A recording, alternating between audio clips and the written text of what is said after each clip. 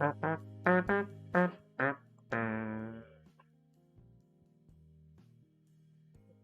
boop, boop. Welcome. I do apologise for starting the stream a bit late, but yeah, I had a little nap again.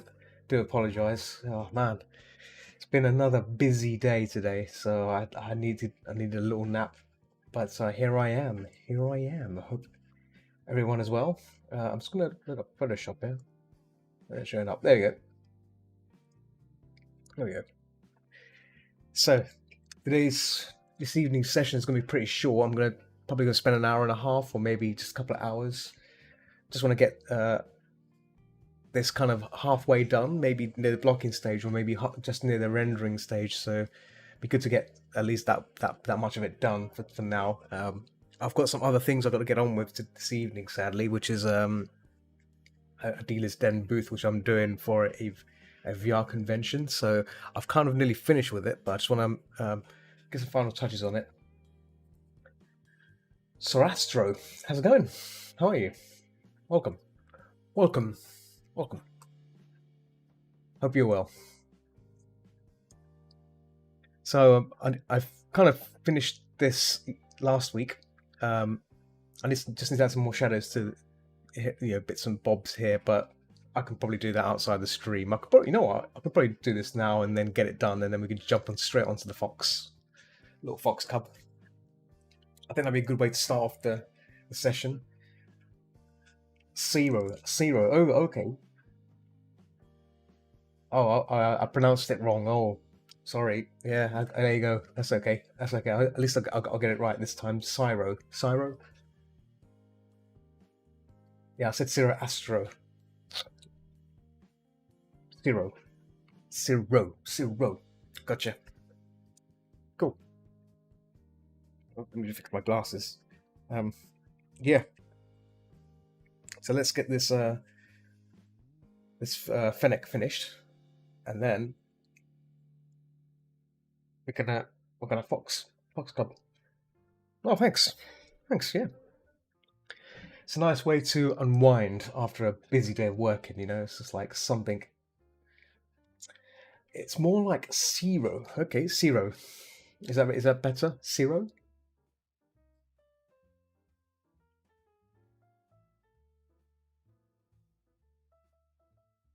Hope that's right.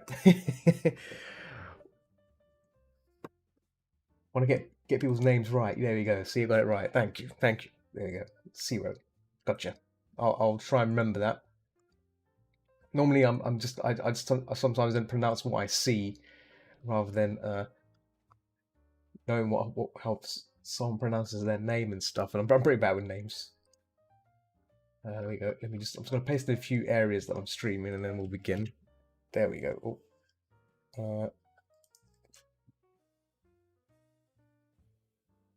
Okay, there we go. Oh. Where did I think I posted it somewhere else? 1 second. Oh, where'd it go? Hmm. 1 second. Where is that window got? There we go. Oh, there we go. Done. Just give me a second. I'm just gonna. Right. Wait. I say crow on the side. Did you draw that? Yeah. If it's under the slideshow, that's stuff I've done in the past. Yeah. There's a toucan there. The crow should appear again. A raven. I think it's a raven. Raven. I think the same thing, right? My knowledge on birds is a bit of a, I draw and paint them, but I don't know much about them. I tend to just read up on stuff when I need to do it. So, but I think that's a raven, because the person that wanted it was as a commission. I think it was a commission. It's commission. So I looked at different things. Raven. I think the character they wanted to be called was a raven. I think he should appear again. Oh no! Oh no, it's not a raven. That's a drag. That's some sort of purpley dragon. Let's just finish this picture off, and then we'll jump onto that fox one. Let me just bring up Camtasia. I'd like to record this as well, but I don't trust OBS. No, it's not crows. Ah, ravens. Yeah, yeah, yeah. Ravens are okay. Ravens are bigger. They're bigger birds. I see. Yeah, I used to. I mean, I used to draw a lot of birds on stream. Some are not recorded, sadly. Most that I have recorded are all on YouTube now. Um, yeah, I need to get back to drawing more birds again. I've because that's how I first started off with these study paintings. Birds are fantastic. Birds are fun to draw and paint.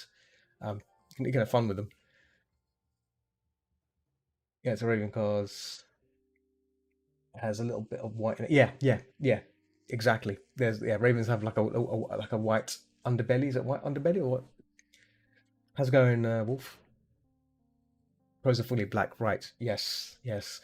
I mean, recently I did do a raven picture. It's on FA, of a raven stealing a red squirrel's money, bag of shinies, stealing them. That was fun to paint because that was a two-part commission because originally it was just gonna be a squirrel on a tree sleeping, and then it became a squirrel sleeping and the raven stealing a raven was going to be added into it. So I needed to find a way to make it more fun, and so I thought the idea of raven stealing someone's money was good when this whilst they're sleeping. Doing okay, shaky after having touched a cigarette. Oh, good. Yeah, you're trying to quit. I've just said already. When I started the stream, yeah, it's been a busy day, a really busy day. That there's a product launch happening tomorrow, so I've been working like non-stop almost today, and I'm so exhausted. But I actually had a nap. That's why I'm starting late. I'm starting an hour late because I had a nap. I'm still tired right now. I've got a little bit of coffee left. I'm not going to drink any more coffee, but I'm not going to overdo it tonight. I played VR for a while, and back with you. Oh, what did you play in VR, Ciro? I was actually thinking of trying to stream in VR tomorrow, but I need to test it. I need to test if I can actually make the VR stuff work. I wanted to do a VR session of Alien Isolation or maybe just maybe Phasmophobia because there's a new update for that. I tried it yesterday, and man, it's tense. The new updates, the Halloween update is pretty good. It caught me by surprise. A ghost appeared like out of nowhere. Rec room. I was making a complex costume using the pen markers. Okay, cool, cool. Drone lock. Ben. Hello, welcome, welcome. I'm just going to quickly finish this piece off before I jump onto the Fennec. So I'm just going to quickly just start recording. Just give me a second. So just need to fix the shadows on the cheek, on the eye, sorry, in the eyes here, make it darker, make this a lot darker as well, and this area needs to be a bit more black. So sometimes looking back at this with fresh new eyes, it's nice. It's nice to have that. It's very beautiful. Oh. See, I mean, when this painting is done, I will show you the breakdown of how it got to this stage, so you can see it's not as complicated as it looks. It's pretty interesting. A lot of people say, "Oh, it looks very detailed and all this." It's not detailed. It's all about applying the right kind of shapes and color, and yeah, it just all comes together. If you just if you zoom away, everything comes together. So I'll show it to you. I'll show it to you guys. So yeah, this needs to be a bit more darker. So I'm just gonna put this down a bit. So let's just go in there and put that in. So it's 100%. So that's good. There you go. Smashing in there. So this is almost black. Can you believe it? So a lot of people tend to be very scared at using black in their paintings and stuff. I just go for it. I sometimes try to avoid using too much black, but in this case, I want to draw now. Do it. Well, if you want, right? I'm going to be painting the fox next, the fox cub. If you want to paint alongside me, you may do so and see how far you get. If I can get it done in a couple of hours, that means you can get it done in a couple of hours. And yeah, see, you can attempt it. Got nothing to lose because these sort of things. It's all about just testing yourself, testing your out of your comfort zone as well.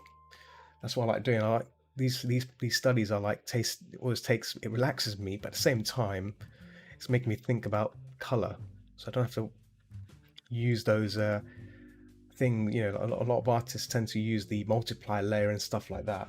I don't really use that as much. I only use that when I need to use it. I don't use it to make things darker. I just paint it darker like this right now. Why spend time using what Photoshop or whatever program has to make it darker when you can just paint it darker? And it gives you an understanding of color, you know, how to use color, because we're painting directly from a reference, so it gives us an understanding of how color really is. I was gonna stream, so I already have art stuff out. The reason I didn't do this because I'm streaming late at night. Oh, okay. No, of course. I agree. I used to stream at night. Unfortunately, now that I work, I said I can't have that luxury. I would do it on the weekend, but weekend is the only time I get a bit of free time to work on, on Patreon stuff, and actually go out and hang out with friends, you know, for coffee, do a bit of drawing there, you know, get some ideas down of what to do next and stuff like that. So it's so much stuff going on. We're busy. But I'd love to. I'm hoping in December. I'm stopping my contract work in December and stopping for Christmas completely. So I'm going to be spending more time at home, probably just doing nothing. So that's a good time to start doing a lot more longer streams and stream more art stuff, more games. I'd like to do some bit more gaming as well, because I only do games once a week, so it's not the same. It's always fun to do games. Right. You'll get down to drawing, but bunging down the drawing will make my back worse right now. Yeah, you need a good chair. I sometimes lean forward, and that's not good. I sometimes lean forward quite a few times, like for doing things, and that's not good for you know, your back posture. Hunching down, yeah. So that's why I'm always try to remember to lean back and, you know, sit upright. Let the chairs back, you know, there right at the bottom.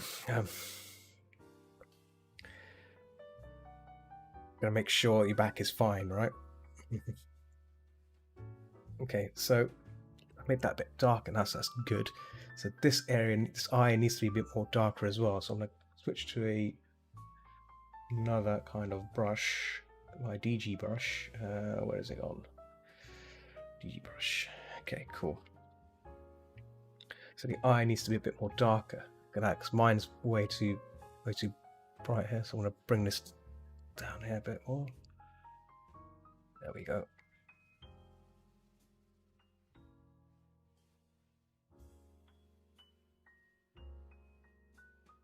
And I think this area needs to be a bit more darker as well, just to bring it down a bit more. There we go. So reflection on there. This needs to be a bit darker too. So add a bit of saturation down there. There we go.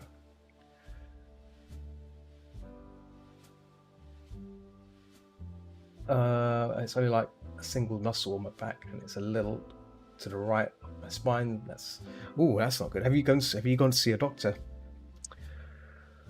And those sort of things. Always go and see your GP, see if they can give you something, you know, ointment or something to, or maybe something to see a specialist or something to. I was actually talking to someone who I work with, and they've gone today, this evening. They've gone to see a chiropractor. They have chiropractor appointments. I'm like, wow, okay, that's interesting. Just gonna add some warm here because it's there we go, red. There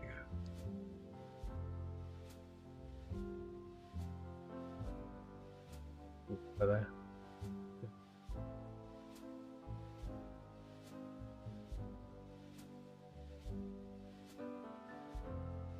Actually, should be more red.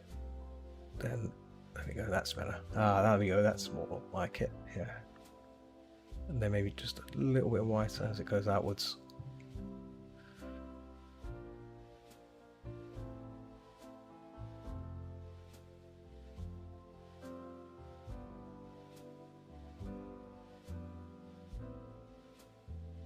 Mix of warm there, just some reflective light bouncing off the fur a bit. Oh no, it's because I was playing VR with no support on my back for 4 hours and then 2 hour break, then played another 2. Oh wow, yeah. Oh, thanks. Yeah, that's a serious. I've done a 9 hour VR session once, and that was intense. That was well intense. This was when I first bought a VR headset. I went crazy in VR chat. I was just non-stop VRing, and that was great. That was just like went nuts, but it was great, right? Couldn't get enough of it, and it's one of the reasons why weekends are like weekends for me are like VR chat session weeks. So I spend more time on whenever I can anyway on VR chat. I tend to stay. I mean, it depends on what I'm doing. If I'm playing a game on there, then I'll be standing up. If I'm just chilling out with friends, I'll just be sitting down on my bottom, having a good time. Just gonna knock this down a bit, just a tad bit. There we go. Bit of red in there, just a little bit of warm. There we go.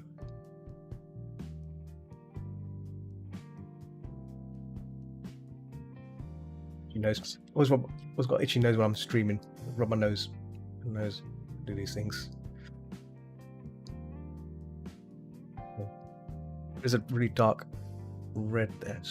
There we go. It's gonna really show that if I can. There we go. A little subtle reflection, really subtle. There we go. Look at that. Cool. I think we'll leave this as is. I think. Well, no, I don't want to touch it anymore, because if I keep messing with it, it's not going to stop. You're never going to stop. So sometimes you just got to decide when enough's enough. That reflective light's still pretty intense, so I'm going to knock that back a bit more.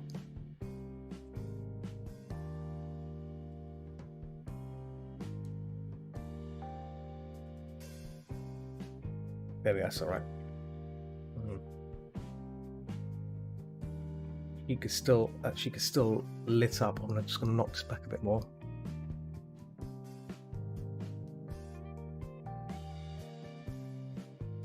Just going to get this in. The stream is very chill. Yeah. It's. I try not to shout, and I know a lot of streamers go, "Whoa, yee." Crazy stuff. I can't do that. I don't want to. That's not me. It's best to be who you are, right? It's hard to tell if these streamers are actually doing, if that's genuine, if they're genuinely bouncy, or they're just doing it for show. It's a bit of a find it hilarious. It's hard to tell if they're actually serious, or if I met them, would they be as vibrant as that? I know a few streamers which are not like that at all, and they're like as I am, just on stream. So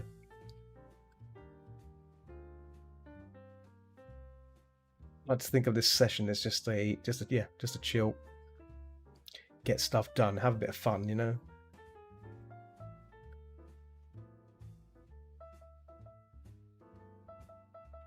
Let's get in there. Oh, there you go. Little potato, it's on its way to you. Oh, a little potato. Well, thanks for the follow.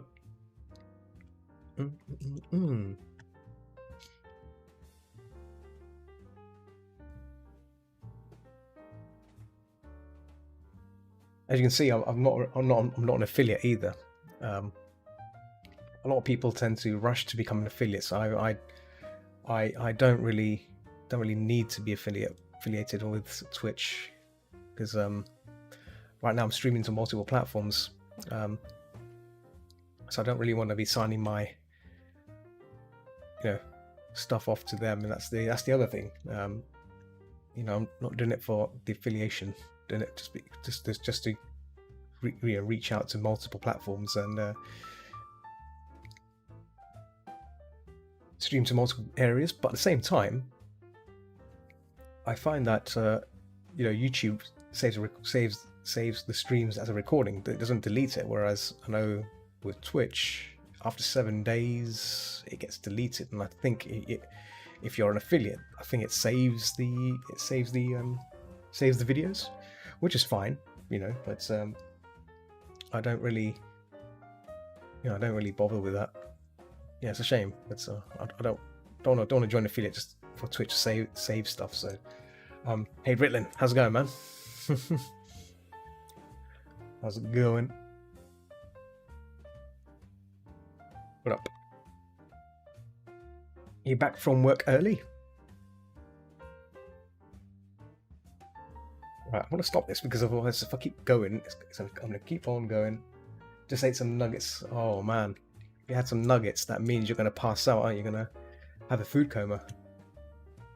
The coma I experienced. It's a bit more light, I think. There we go. There we go.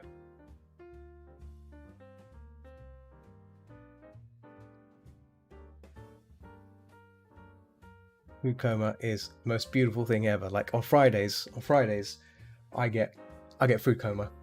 Fridays is the day when I have either like something nice, like something that's Friday, like a bit of like a cod and chip. Like last Friday, I had fish and chips, and I had that. I was up, I slept. I was gonna do some. I thought I was gonna do some VRing in the evening, but no, it didn't happen. I passed out, gone. I was gone. And before I know it, it was like 5 o'clock in the morning, and I woke up. I'm like, oh yeah, that was some good fish and chips. And then the week Friday before that, I had nuggets on a bed of rice. So why are there so many adults here? I don't know. But we're all adults.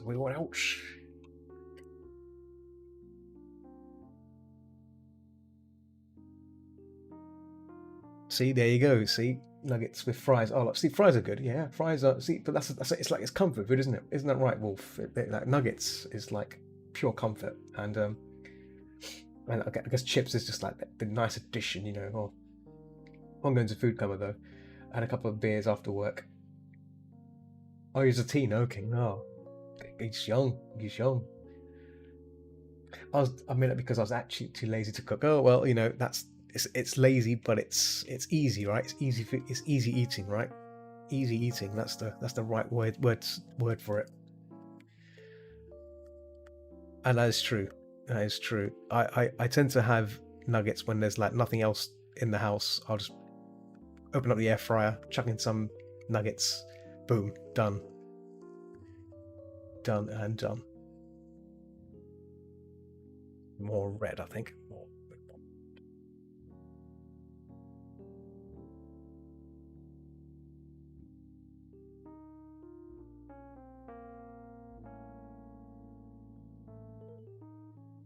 Just gonna make this a bit more redder as well, just a tad bit. There we go.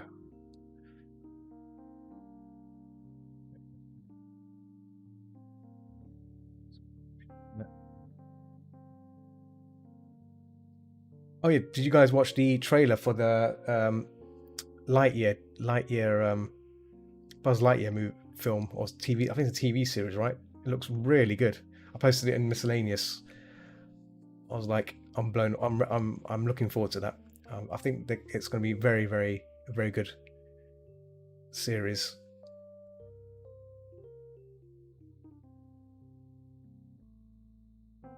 Watch it now, yeah. Do check it out. I thought it was Chris Evans plays Buzz Lightyear. So again, I mean, I've got no worries with that. I mean, he did pretty good for Captain America, right? So.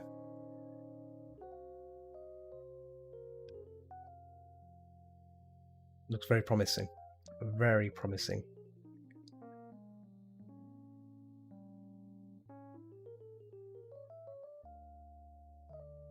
Right, let's say it's done. I'm not going to look anymore on this. We can mark this as done. Gonna stop recording here. Gonna start on the Fox. Let me just save this on my drive. Where's the Fennec? Fennec curl 3. Cool. Right. Oh, I missed your chat. Sorry. Sorry, I did. Let me scroll up. What did you say? Stream's very chill. Teen stress and stuff that hits me already and hard. Oh, sorry, I must have missed something. Sorry about that. Yes, question was what to make for room noms in the middle of the night and that's it. Oh, that's an interesting question. I guess. What about burrito? Burritos are nice, but I mean, if burritos take a while, right? You need to boil. You need to have rice, beans, and chopped, diced up meat. But I guess you can put something else in there instead of those things, right? You can probably get some nice chicken, wrap it up put in a wrap, chicken wrap. Tortilla, anything inside a tortilla wrap would sound good.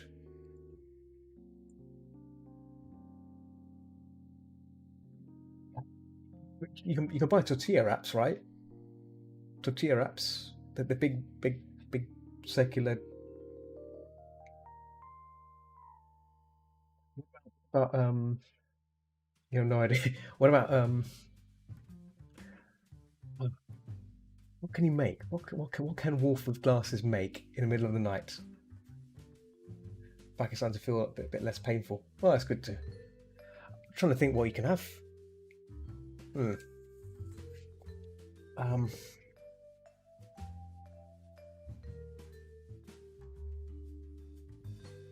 don't know. It depends. It depends on what. It depends if time is against you, then yes, something sausage. You can make a stew, right?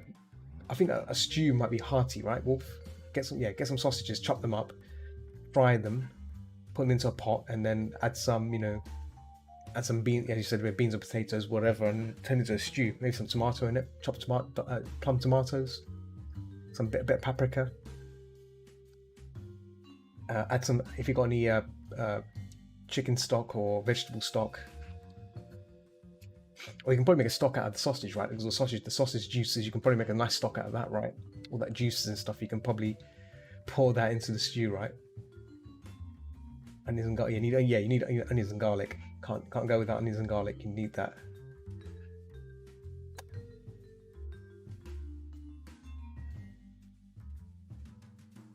Yeah, potatoes. The potatoes are amazing, aren't they? I covered them up with potato faces, little potato people. That's the best way to cover up stuff. That's how I roll. What is pizza bread? Pizza bread it's basically like an oval shaped bread, and it opens up into a pocket. It opens up into like a bread pocket, and you can stuff things into it like actually, Wolf, I assume you have had a kebab, right? Kebabs come in. Most kebab shops serve kebab meat in pizza bread. Yeah, it's that rounded bread, pockets.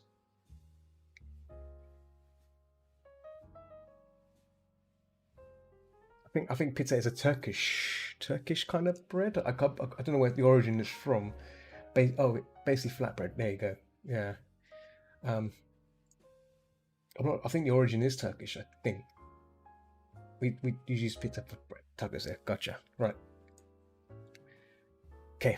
Let's get this Fox Cup going. Right. Right.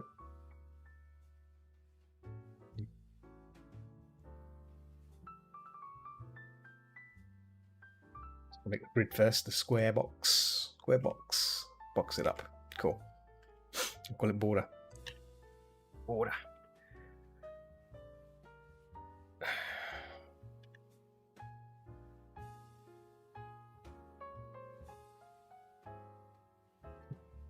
Little dance. You're doing a little dance, are you? Yeah. Okay. Let's capacity on. There we go. All right. Let's get the fox cub in first. So.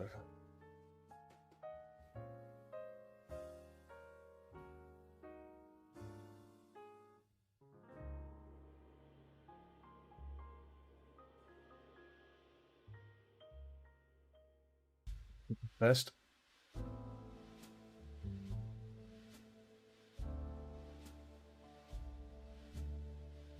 Make it look lighter grey. I think lighter grey pen.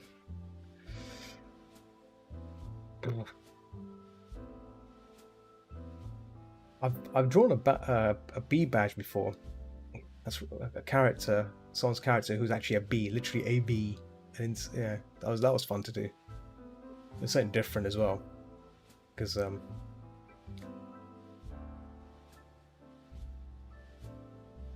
normally most people always have felines or different canines and whatnot. This was like a bee, literally a bee, and I was like, well, okay. And I had full reign as well on how it should look, you know. So it's nice. So I did some research on the bees and stuff. That was a lot of fun.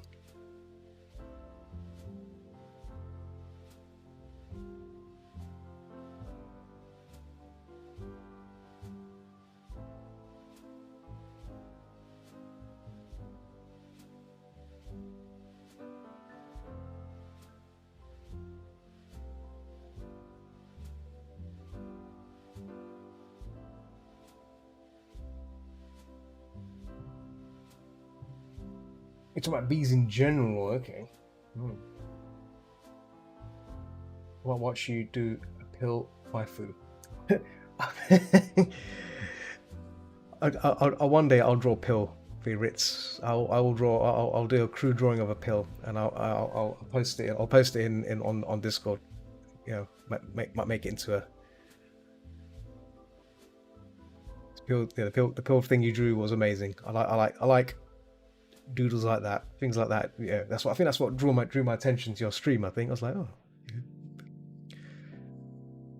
it's like this little loading thing. I like that. I'm already sold. I'm already sold on this rotating pill, animated pill. I was like, yeah, this is a stream to watch. I think this is gonna be interesting. Yes.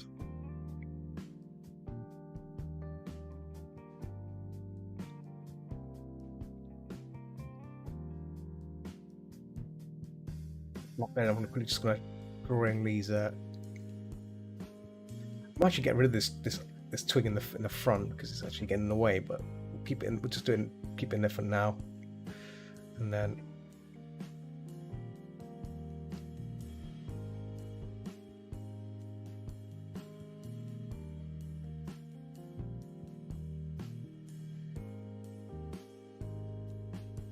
Leaves as well.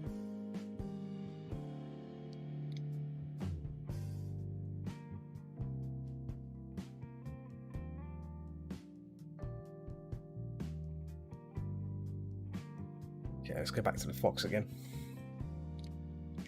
So the head's a bit more rounder, so I need to like get that shape in. I'm just gonna put this back and push it back. There we go. Turn that back.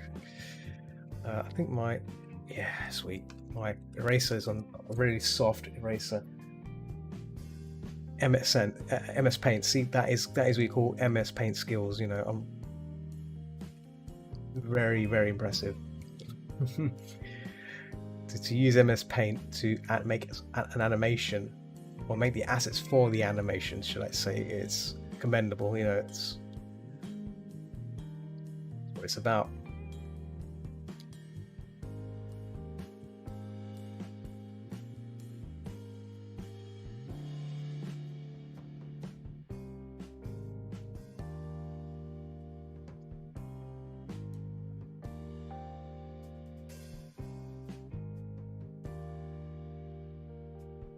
Down here.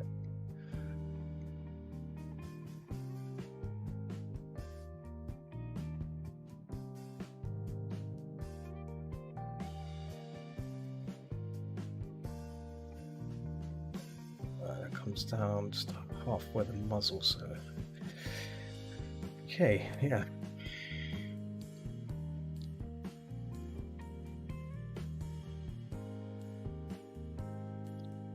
More there.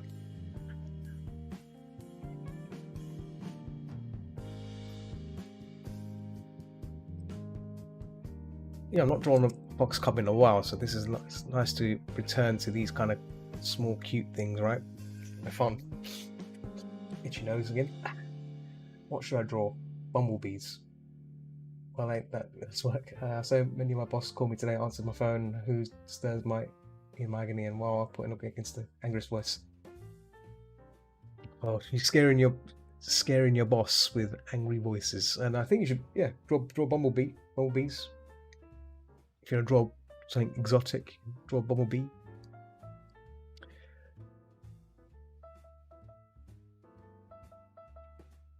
I'm gonna erase that shape a bit. Just gonna get the shape.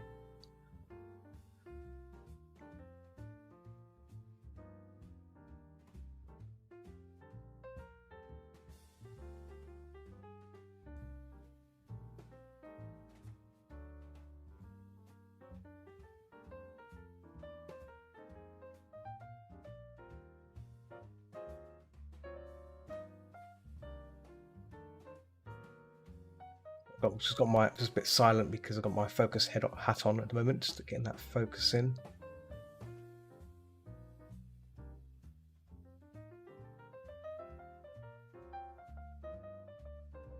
I don't feel like drawing bumblebees. All right, going. Oh, really? You're going, all right, man. You take it easy. Get some rest. Get some rest, buddy. I'll see if I can draw that pill tonight. A crudely drawn pill. You take it easy, man. Halloween's coming up, and I don't even have an idea what my costume should be. What about a vampire costume? A vampire costume is always good, right?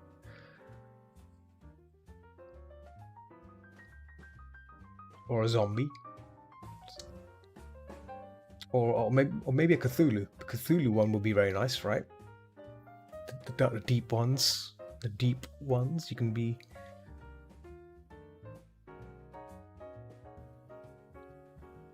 It should be a bit more round. So I might actually make this head just a tad bit wider, just make it more fun. There we go. Oh, yeah. Just get it just a little bit. There we go. No, I love the cuteness for this Halloween. Okay, okay, cuteness is fine. Yeah, but I thought I'd share my one potato worth of ideas. Yeah. So something cute. I think there you go. Flower is a cute thing, right?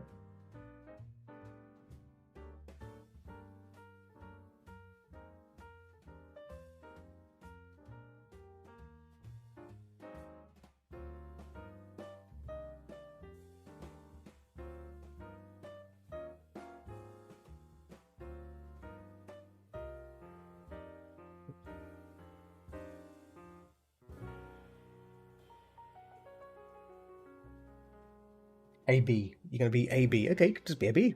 There you go. Be a B. AB.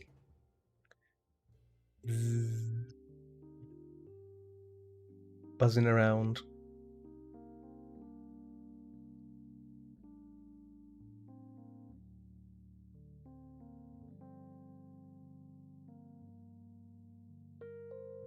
Getting these shapes. I need to start clearing this out. I need to that. Let me just start clearing out these imperfections. Start refining it down as well. So I'm just making sure I've got the shape how I want it to be.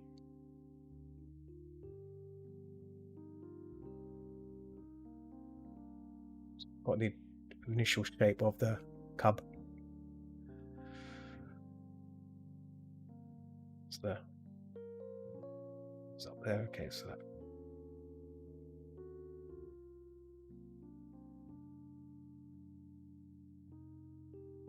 Segment there which cuts in, you see, so I want to try and make sure that that segment is there. There we go, like that. My elbow there's a bit too far in, so I'm just going to bring that up there. There we go.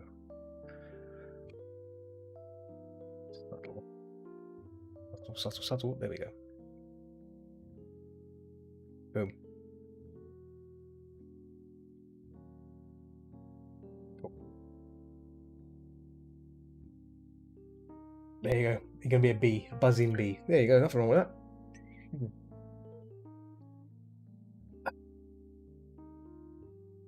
Yeah, being a bee is good.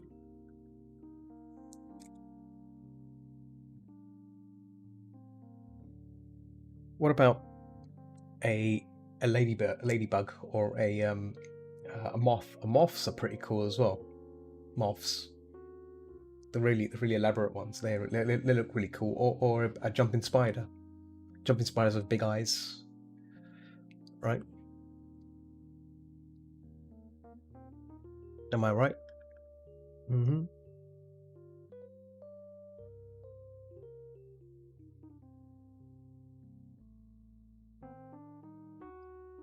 Let's muzzle in a bit.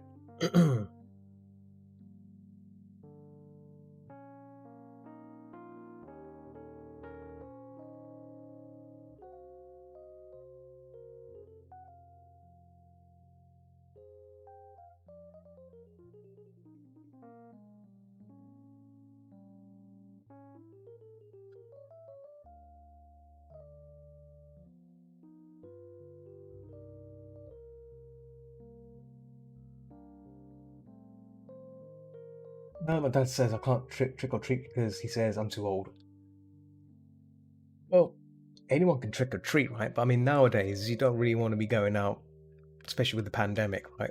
Going around people's doors and doing that. I mean, I'm just saying from a point of you know, these right now, these times, obviously people are still a bit flaky about the infection and stuff. I mean, even though things are calming down, I haven't been out. I don't know if I can, trust going out either. Like I've been out this week. I've not even been out. That's how. I've only been out once, and that was on the weekend, and that was just to get a pizza and box of pizza. That was it. Crazy. It's crazy.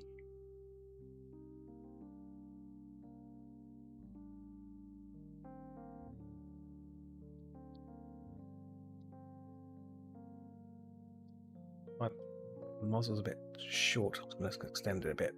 There we go. Boom.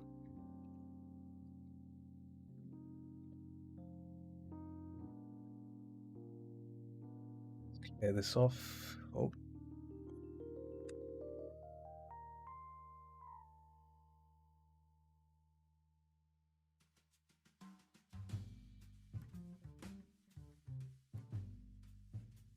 Basically, Mark making the shapes now for this. Oh,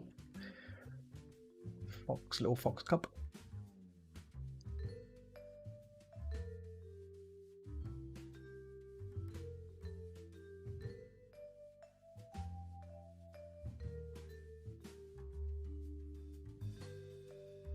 Draw a fox bab. What is a fox bab? I might need to know the definition of that. What is a bab? What is a bab? I've seen some people that say it. I've never questioned what it meant, because if I question it, it makes me look like a bit of a boob, not knowing what it is.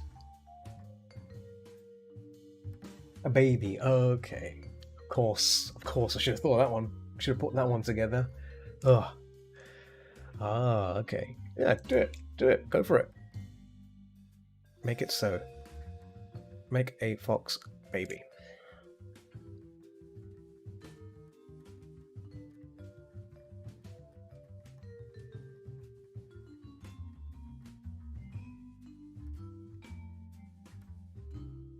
No snout.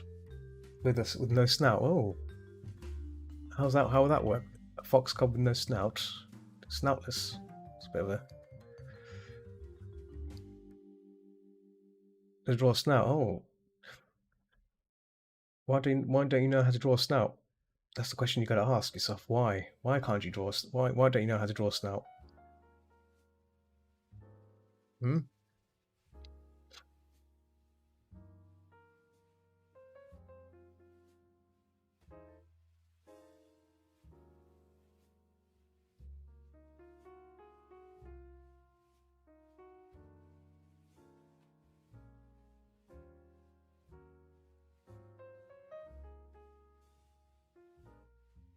Is it because the structure? You don't know the structure of a snout or the muzzle? Every time I draw, no matter what position, looks incorrect. Have you ever done like what I'm doing right now? Have you done it? Have you actually ever done studies of a you know, of a muzzle?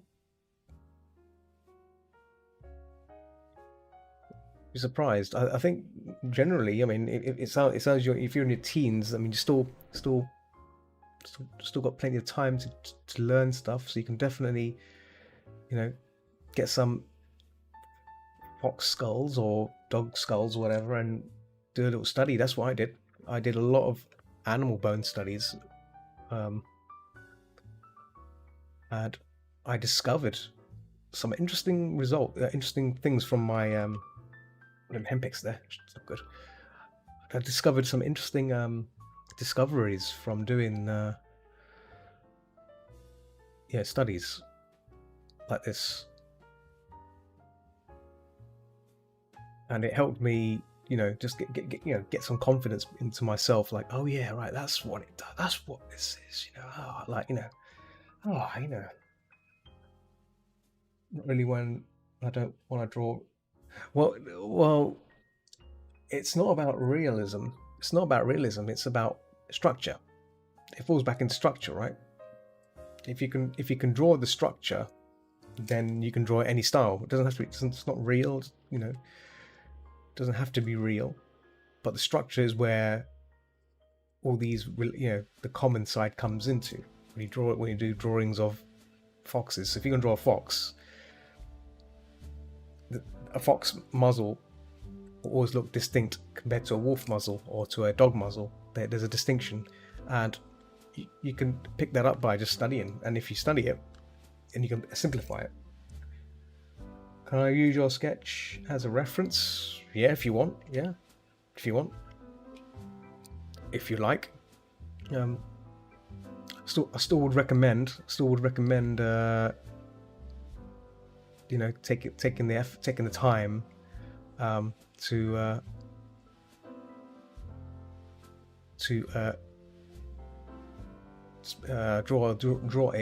draw a fox skull.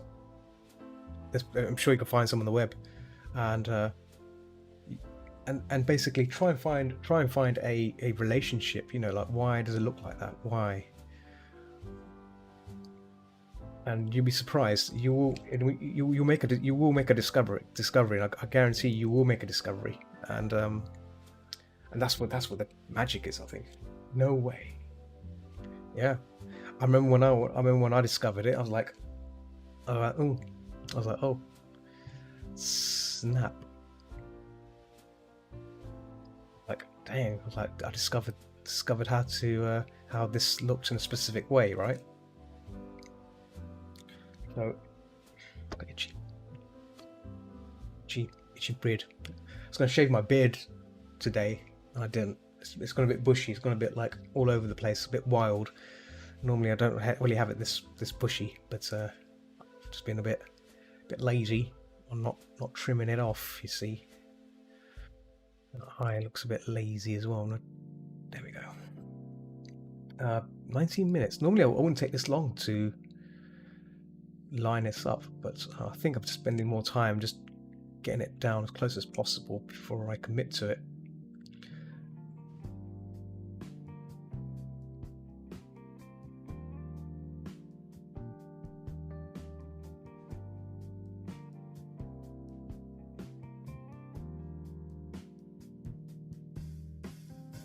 Actually, it's a bit tilted as well. I'm just going to tilt him as well. It's one of the nice things about. There we go. Boom. Just like that, I can just tilt the bugger. Oh. There we go. Tilt.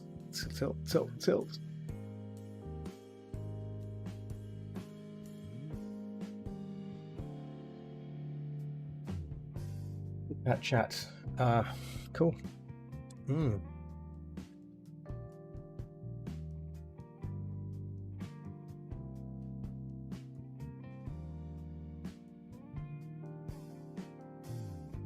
So you've figured it out?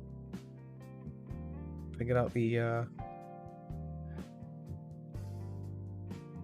Um,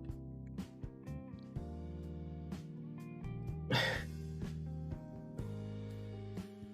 think Zero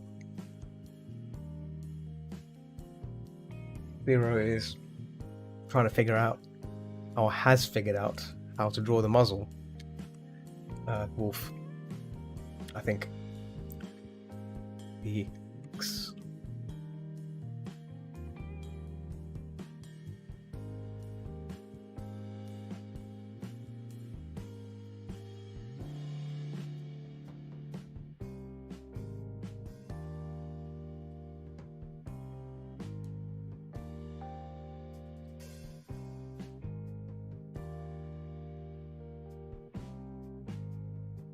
might change the eyes, the expression. I might change it afterwards, but I think for now I can probably get away with this. I like to make my own changes to these, so I might make him more happy or something.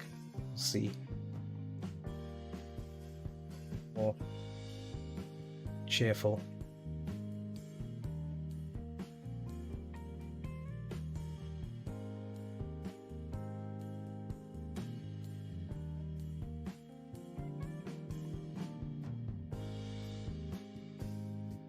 Right. Let's also add the muzzle dots on the side as well.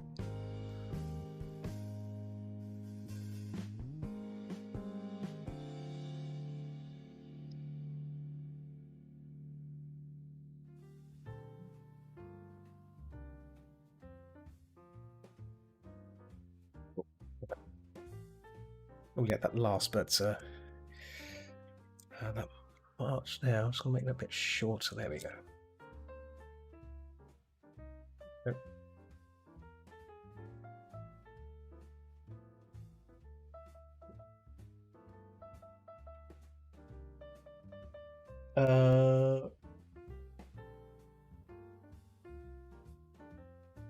No, is this called? Oh, are you? I assume you're pretty young, right? You're pretty young, whippersnapper.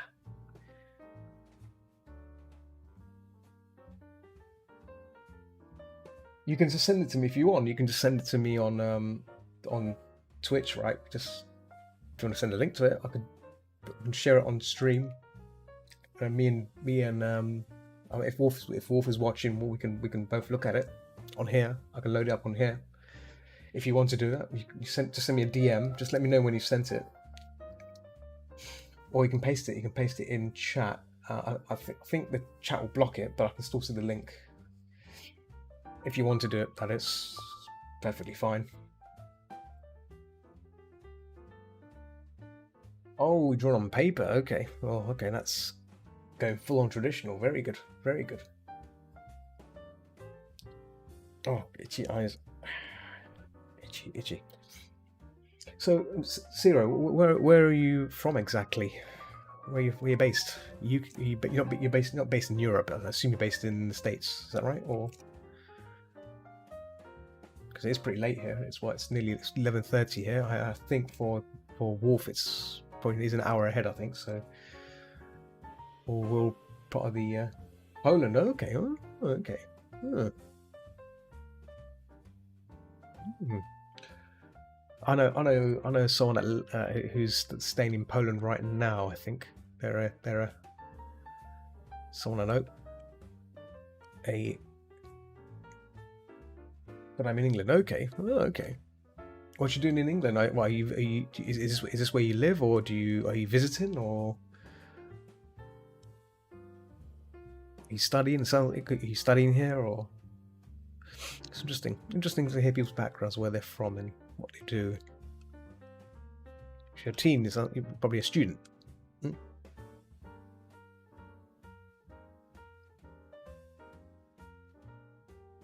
At least that head a bit more. Maybe that's the.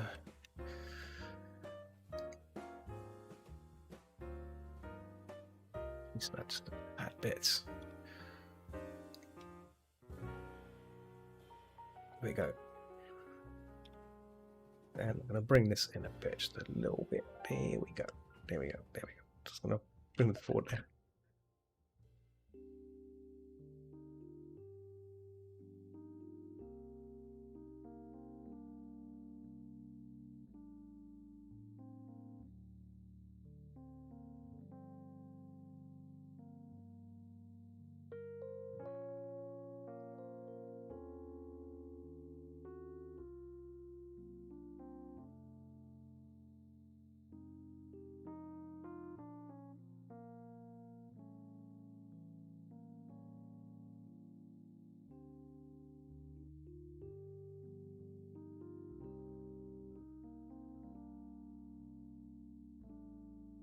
Oh, you live in England your whole life. Okay, okay, cool.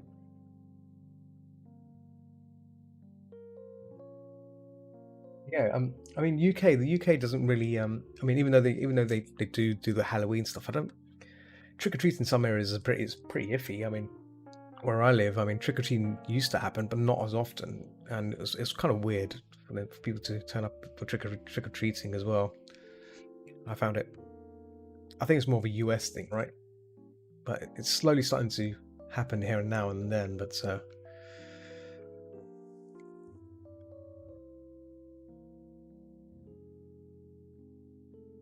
yeah, yeah. Like I'm just yeah, exactly. You know, same here, Wolf. Like there's some kids that do it, but not many. Like it's not like a popular thing like in the US. It's just like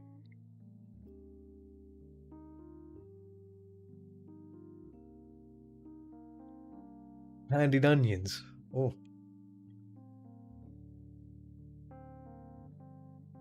yikes! I mean, if it was like, are we talking about actually cooked canned, like sweet onions, like nicely roasted and just caramelized onions, I mean that'd be tasty. I mean, I guess some sort of tasty treat, savory treat. Maybe candied onions with cheese, melted cheese on top or something. Oh, that's cheesy onion, tasty. Yum yum yum yum yum yum. Okay, so the fox is looking pretty chirpy. 28 minutes I did this, so not bad. That eye is still a bit far out, so I want to close that in a bit. There we go.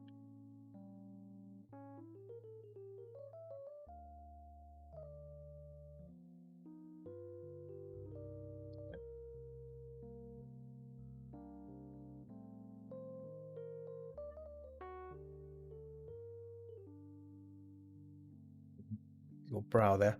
Brow. Always do like a little brow.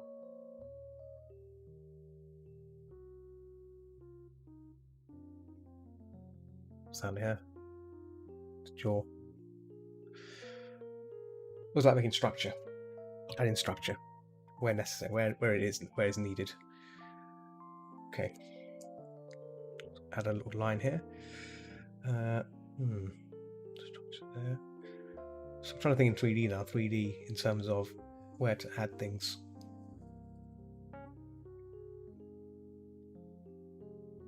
You gotta look at the chat some more. Who, me? I have to look at the chat.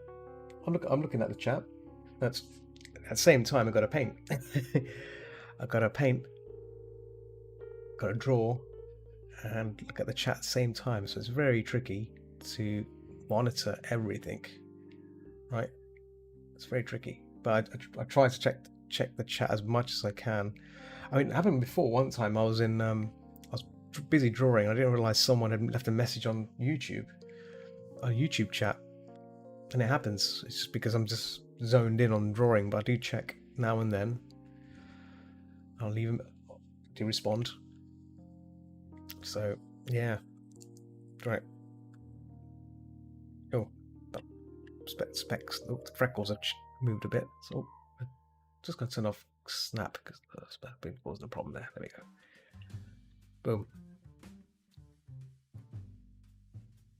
Smash in. Right. So we've got the fox in place. Let's get some colors in this. So we start having some fun with this painting. God is literally nanny in 3 chats at the same time. Yeah.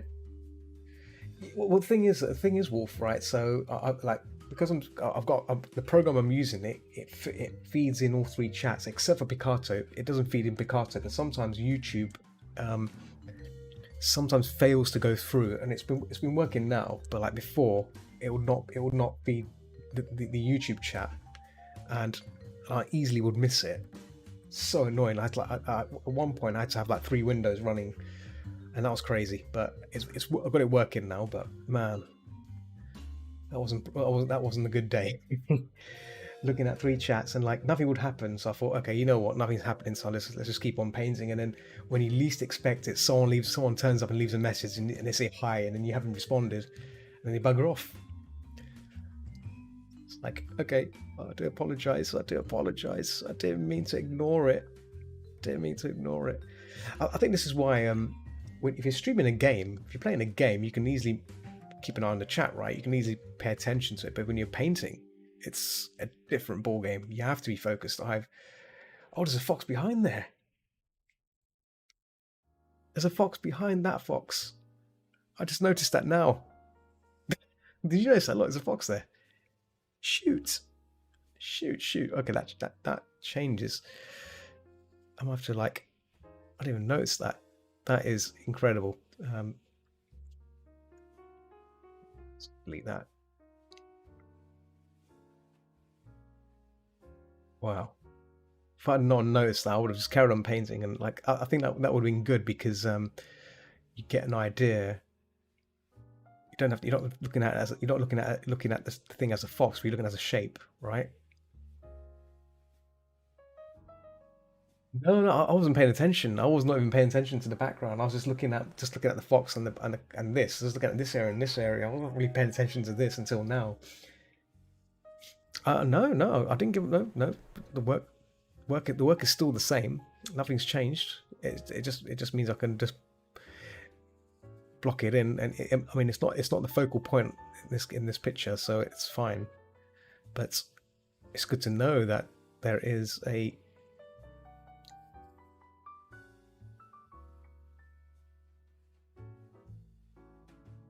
there's a fox in the background. That's pretty cool though. I said that's a joke. Okay.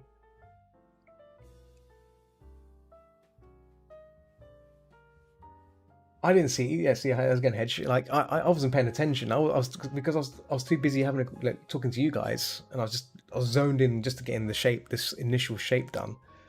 That I wasn't paying attention until I was like, when I was actually blocking this in, and I thought, so wait a minute, that looks like a fox. But it's I mean, if I ignored that, if I'm in my mind right now, I'm telling myself that it's not a fox. I'm just in my mind. I'm just telling myself streaming art sounds. No, it's not hard. It's not hard. You have to. It takes practice in terms of focusing. I easily lose my focus if I'm. God, so I easily lose focus if I'm talking and drawing because I'm not paying attention to what I'm doing. That's why sometimes I go a bit quiet because I need to like zone in on it. And I mean, there have been times where no one's watching, so that's fine. I mean, I can just get on with it and get on with painting and just get it done, right? But I've had people ask me, like, oh, you should do streams and stuff like whenever you do studies. I'm like, okay. Because normally these paintings I normally do, I do them offline, and I normally finish about 3 hours, 3 to 4 hours, just in a study like this, just have fun. After work, I do this, and then I jump straight into doing commission work or anything else. But this is liberating. It just relaxes me, and it also challenges me. It's about challenging, right? But I think I said before already. Take me into the comfort zone, because we do so much like I do so much like normal stuff. You forget sometimes all these other complicated stuff that you should learn about. So I mean, I can show you what I did yesterday. Let me pause it here. Let me bring up the. I did some figure drawing stuff yesterday's stream, and that was tough. Like, really put me on the edge because one, I was tired. And second, they were really like short poses, like doing like 1 minute poses, a lot of 1 minute poses, 2 minute poses, and then 5 minute poses, and that really like just put me up. It makes you think harder. And whilst you're talking to people, whilst you're talking and drawing, you can easily screw up. And yeah, I had that. So this is like one of the drawings I did. Also did oh, what's going on here? There we go. Yeah. Did like studies from facial studies as well.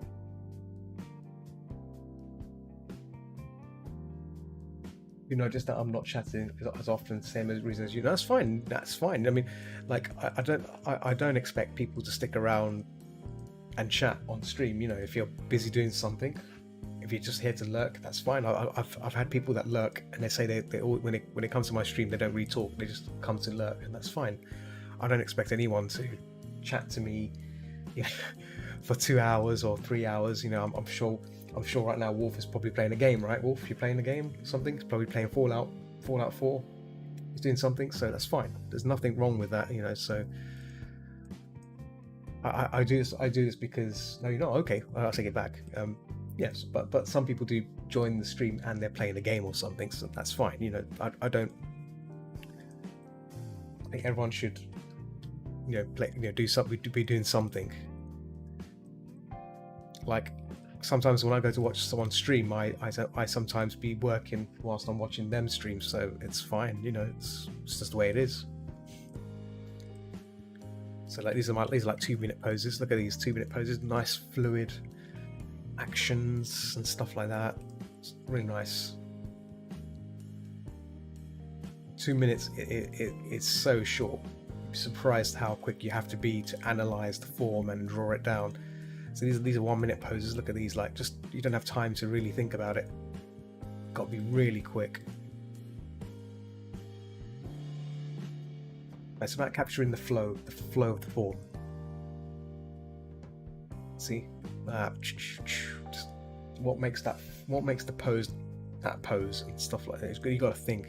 Analyzing, training the eye to analyze things is really, really important. And it takes time. It's not easy. It's not easy.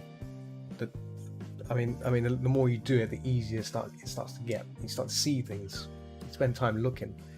Sometimes it's best not to draw anything and just look. Spend time looking. Got to try my hand acting studies. Yeah, you should. Yeah, go for it.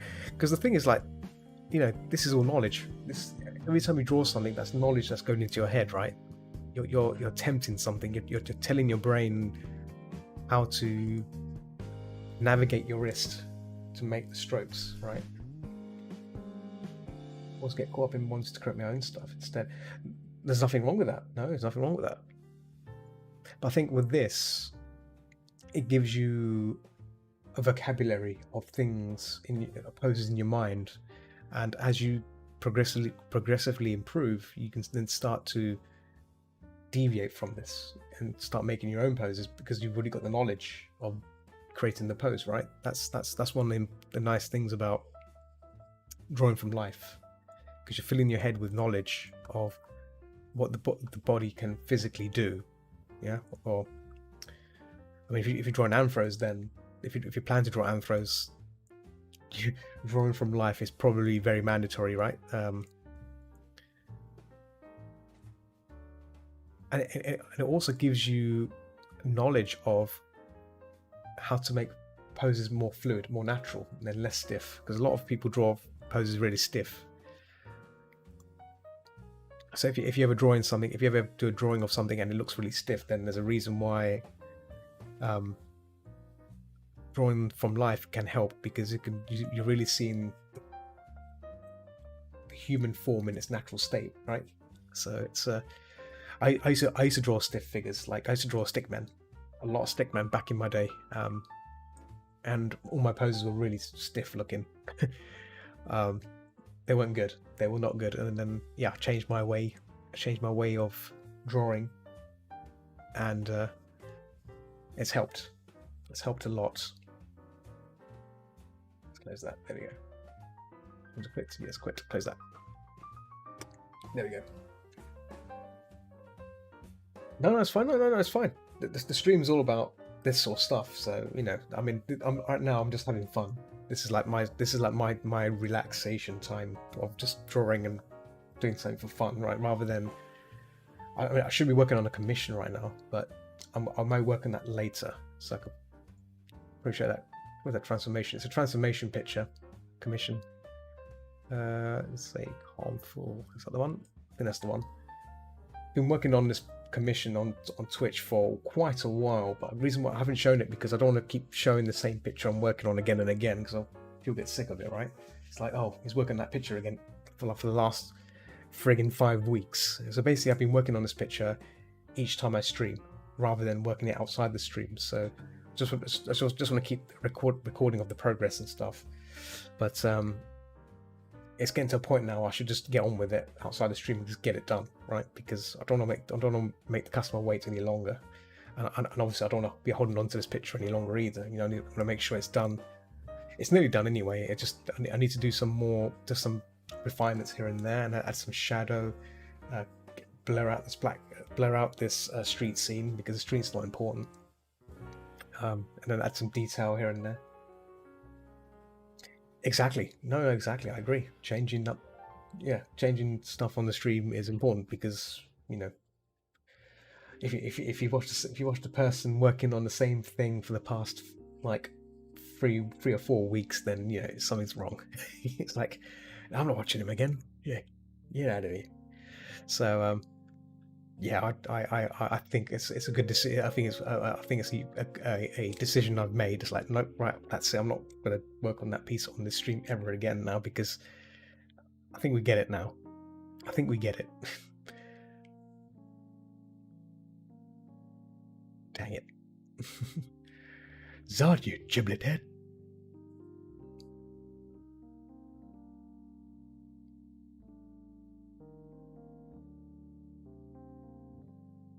Quote Giblet Head from King of the Hill. Great TV show. If you've not heard of King of the Hill, great show. I was watching it yesterday during my working from home thing, trying to find things to watch. Yesterday, actually, after King of the Hill, I watched Apocalypse Now, which is a Vietnam film, and man, that film is intense. Not for the squeamish. I would not recommend it if you don't like violence and gore. But yeah, it's a highly reviewed film, you know, like for what it is, but it's messed up.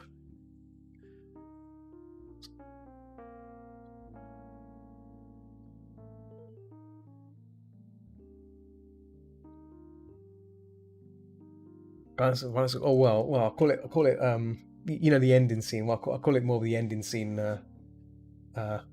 Wolf, I'm sure you've seen it. Yeah, the ending was pretty gruesome. I'm not gonna spoil it for what it is, but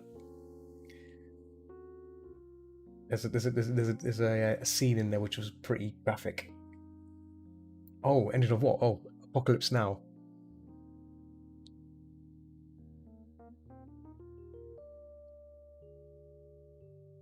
Alashmai, damn it. Not the ending of it, but near the end. There's a scene near the end which yeah, I was like,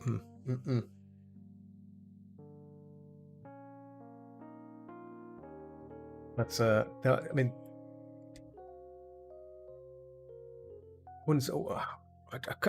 actually, I take it back. I wouldn't say gore. I wouldn't say heavy gore, but it was disturbing. It can be disturbing if you're not.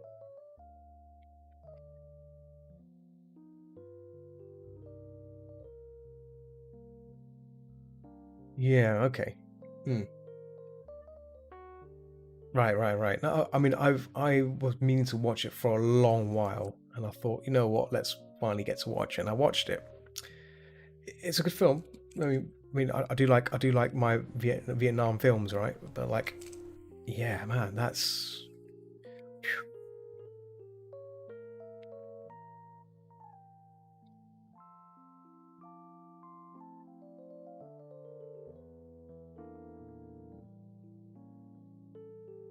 Right, that's blocked in now. I'm gonna leave that very pretty vague there because it's blurred out anyway. So I'm gonna put in some. I'm gonna put in a. You missed your chat. Sorry, I missed the chat again. What did I miss this time? Keep missing the chat. Please. values in there now. So Hedgehound, what sort of art do you do? Hedgehound X. Do you say you do some drawing? Do you do some drawing? Do you do drawing of any sort? What sort of style of drawing do you enjoy? Drawing. What's your forte? I would like to.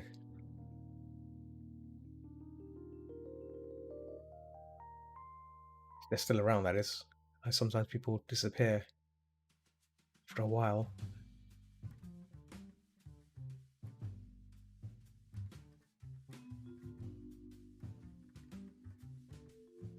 I do some I do illustration, more animation, cartoon style. Okay, that's good. Yeah, cartoony style is good. You know, I used to. That's how I started off.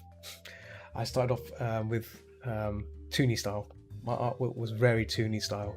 I was a fan of. I don't know if you've probably heard of it. I'm not sure, but Animaniacs or Tiny Toon Adventures. Yeah, shows like that. They were my faves, you know, and yeah. That's how I got into like drawing and stuff. I was like, and Sonic, you know, Sonic the Hedgehog. I used to draw a lot of Sonic art. Yeah, Sonic was another great thing I used to be fan of. You know, Sonic fan. I know there's a lot of Sonic fans out there still. You know, they draw Sonic for art all over the place. I used to draw a lot of Sonic art back then, but not on the computer, but on paper and stuff. Back then, didn't really have any kind of compute. You know, didn't really have any good computers then. Expensive. I can do 3D, but I prefer 2D. Okay, cool. Yeah, 3D is fine. Sonic was a catalyst for a lot of people. Yeah, mine was Naruto. Okay, yeah, exactly. Yeah, so yeah, I've seen a lot of people do Naruto art. So yeah, this is what gives us the drive, isn't it? So normally what I tell people, this is interesting, right? So like when I started drawing for the first time, these things inspired, these kind of shows that I used to watch inspired me. You know, it got me like, oh, I want to draw this. Yeah. And as time goes on, you know, when you reach a point and you're asking yourself, you're feeling like you don't want to draw anything, or you get into that drawing block, art block. That's what people call it. People call it art block. I've never actually experienced an art block.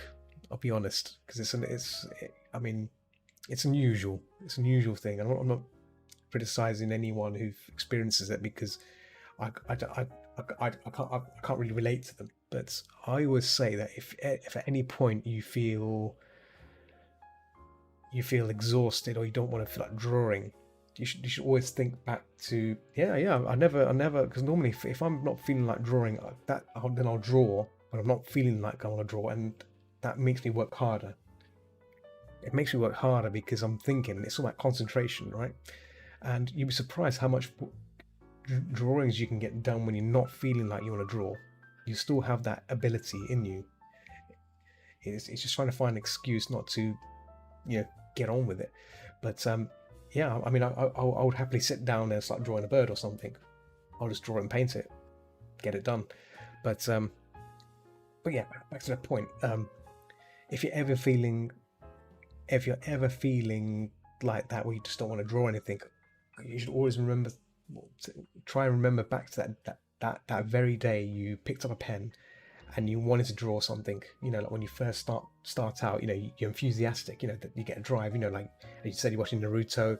If I'm watching Tiny Toons or Animaniacs, I sometimes go back to that day, that very day I watched those shows, and then said to myself, I want to draw these characters. Why? Because I want to, yeah. Back in those days, you'd have this spark, you know, the spark of like, I want to draw. Doesn't matter how bad it comes out, but you draw it and it comes out whatever, you know. But like it's about that energy, and I think that is really important. It's a mental thing as well. It is a mental thing, but and it can be conquered. Because your mind is always, sometimes your mind is always against you and saying, I don't want to learn something new, but if you push it, if you really tell it, so look, I want to learn this, I want to do this, do you mind? Your mind will eventually give in and say, right, okay, fine, go on and do it, and that's it. And then once you've done that, it becomes habitual. You know, you will never feel you don't want to draw again. You just pick up a pen and draw it, right? You pick up something and draw it. Outlining my piece with broken up lines to show flow and fluff. Okay, cool. Yeah, cool. Yeah, but that's my view on art blocking. It's unusual. I've read a lot of posts where people post their feeling art blocks and stuff, and how to overcome it and stuff. Yeah, it's a tricky one. I've never experienced it myself, so it's difficult for me to elaborate further. But like, I'm just telling you from my experience how I would, if I was feeling like I was not feeling the energy to draw, I would do that to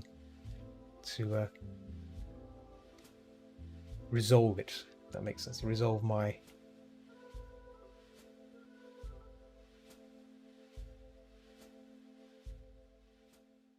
manipulation of not wanting to draw anything.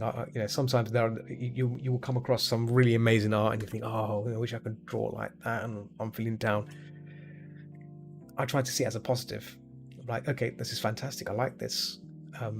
Why can this person do that and I can't? And it comes down to one thing, obviously. You know, you gotta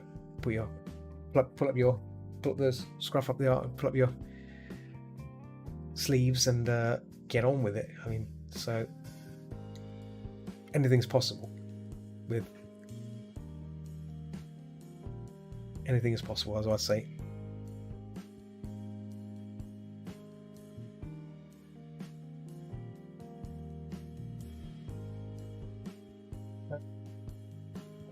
So it's when I have an art block, it's when I don't know what to draw. I have no mental image of the finished drawing, or I have suddenly lose the ability to draw for a day. Some more hang on, wait a minute. Some more text up there. I forgot to see. Okay, yeah, I think that's why I really need to focus on more studies. I don't feel like creating.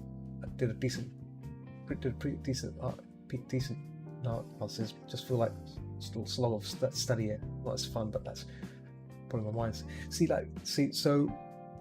I'll get to the next. I'll read more of the chat in a minute. But that what you raised there is interesting, because studying can be boring.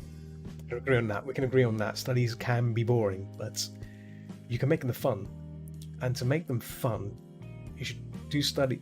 It's best to do studies that relate to what you're trying to learn.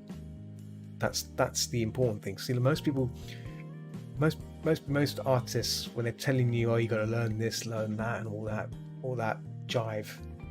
That's a word. I like that word. All that bum fluff.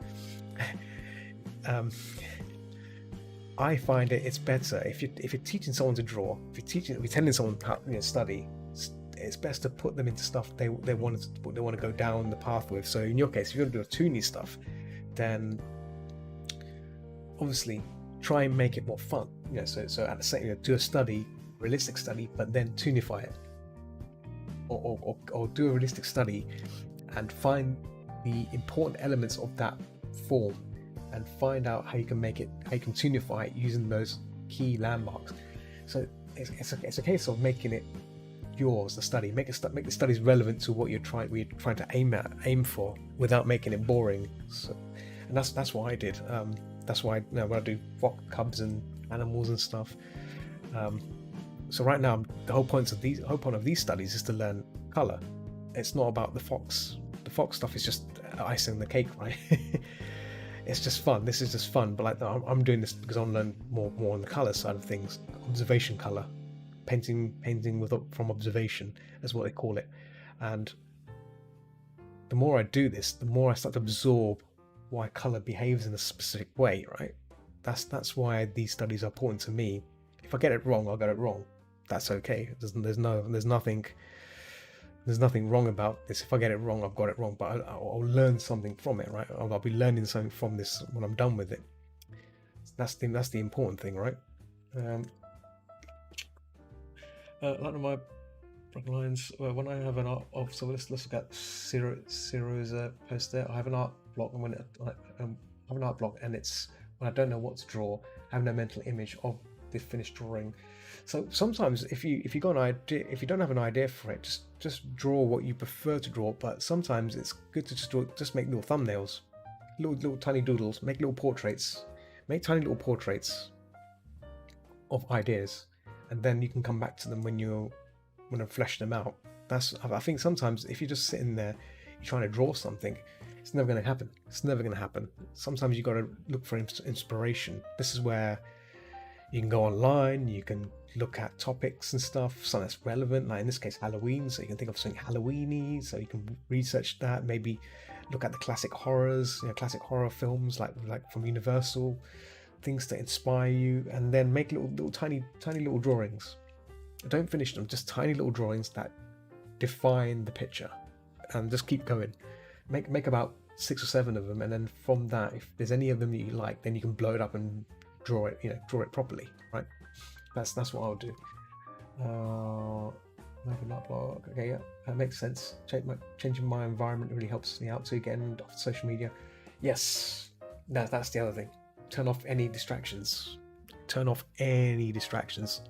I used to paint in the coffee shop. I used to go to Starbucks. So from the studio, I would walk to a coffee shop, namely Starbucks, and I'll sit there at lunchtime. In lunchtime, I'll get about 45 minutes ish, and I'll spend that 45 minutes just quickly doing this, and try and get as much as I can done. And the thing is, because there's no distractions, and the Wi-Fi is crappy, there's no excuse for me to mess around and do nothing, right? Just get on with it. So in 45 minutes I'll get like a chunk of this done. So right now, if I got this much done in 45 minutes, then I'll stop it, I'll save it, and then go back to work, and then after work come back in again, do it on here. Hang on. I want to show you my drawing so bad. Would you like to draw together on Aggie? It depends, because I'm normally it's difficult for me to find time to draw, you see. But I've done Aggie IO when I'm hosting. So basically, what's it on? I'm on London First, the London First Discord. I'm kind of staffed there, and there is like a place to do art jamming. So I guess one day, if I don't know when, I could potentially do an Aggie IO session with some people. So want to do some Aggie IO. That could be a possibility. I'm just pondering what to make for lunch tomorrow. Meatloaf. Just make some. Just be spontaneous, Wolf. Just make some meatloaf. Do it. Meatloaf goodness. Yeah, Aggie IO. I've used it. I've used Aggie IO a few times. It's fun. It's great. It's a great little program. So it's pretty cool. It's if no one knows what Aggie IO is, it's like a multi-user drawing app. It's kind of like Photoshop, but on a browser. It's pretty cool. You can hang out with other artists and draw and paint together, which is pretty impressive. Add shading. Are you adding shading, or you're adding shading?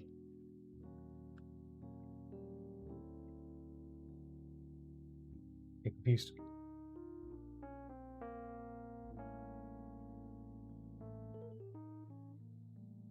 Hedge, where you from, by the way?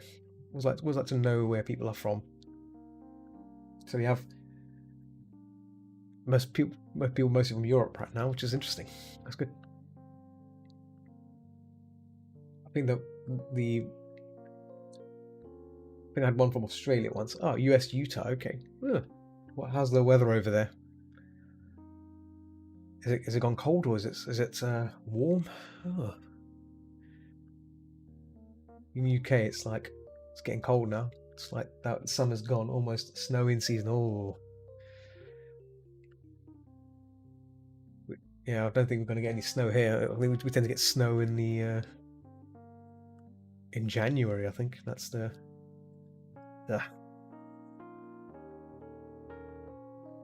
I'm glad I'm working from home, so I don't have to go out if it does snow. So I can probably enjoy the snow if it does snow.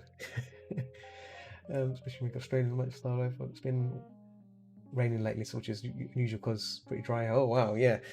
It could be to do with climate change, right? There's a lot of debates on climate change this, climate change that. Just blame climate change. That area is pretty dark there, so I want to push that dark out there, dark up here.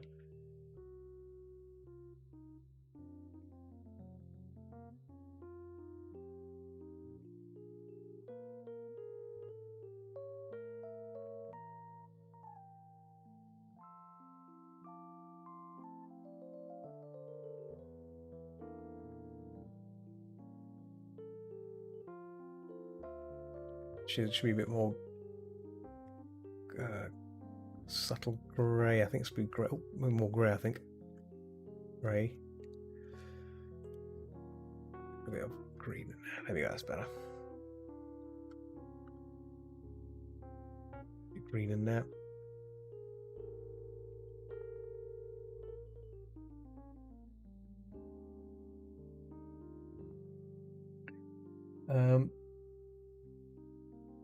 I live further east than me, right?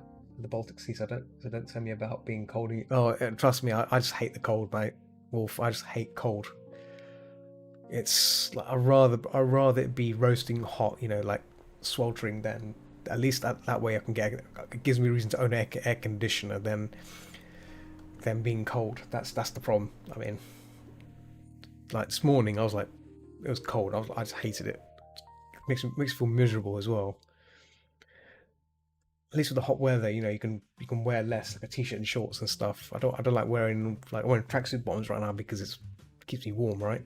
Leg warmers keeps me warm. But I hate any form of staying warm by wearing these sort of things.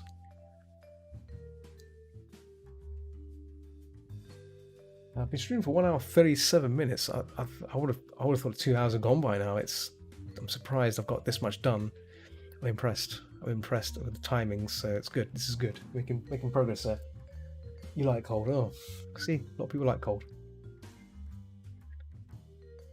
I don't normally blend my shading. I think blending should be done sparingly, because sometimes when you block things in, it looks so much better.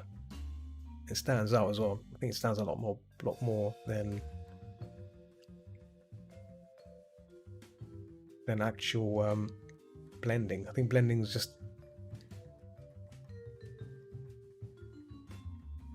just basically something that everyone does for the sake of it, rather than not needing to do it. If you look at the master painters, they don't do any blending. They never did any blending. I think they just basically slapped color on. Done. I'd rather bundle up in the cold than deal with the heat personally, but I do like cozy interactive. Well, when I mean hot, I mean I guess I don't want it to be too hot to the point where it's like very extremely sweltering. But I guess it would be like something that's warm, So you're not feeling cold or you're not feeling hot, somewhere in between, But it's still warm enough so you can wear t-shirts and shorts. So something along those lines. I think I've exaggerated by saying sweltering, but something that's not too not crazy. Loop this. There we go. Forget to add in the loop on the YouTube.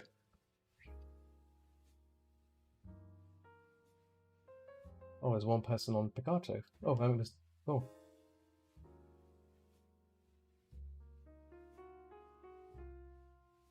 Look, more people. Welcome. There's 2 people on Picato. My bad. I thought there was only one person, and suddenly another person appeared. Oh, bless them. It's Kiri Nectar and Rogue Blazer. I don't think they're tuned in, so they can't. I think they can hear me, so that's fine. Find that people on folks on Picarto don't really tune in anyway. They're just there to watch art and talk in chat, text chat, but or lurk. Lurking is the best course of action for most.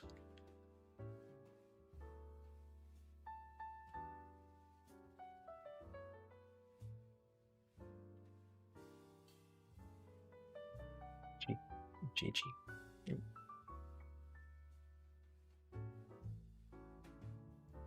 Locking in this box though in the back. So normally, reason why I do the background first, then the fox, this individual first, is because the background defines the foreground. All right. You'd be surprised when you apply color around an object, the object in focus changes. It's interesting. It's an interesting perception of how color works, right? And this is where it's important. This is where understanding color really helps, right? Because if you paint the foreground first, you're applying the color, which is fine, which may be a fine thing, great. But the moment you add a background to it, it may change what you see. Change. It may make certain colors look differently because you're surrounded by a specific kind of hue. So that's why it's always good to slap in the color of the background. Just keep it simple. That's what I'm doing right now. And then look at it again once I'm done with it.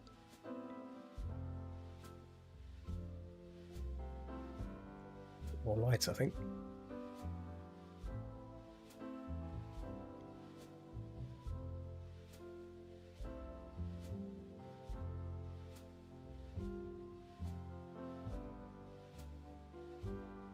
That box is taking shape of the background. And the ears are, the ears are kind of lost, haven't they?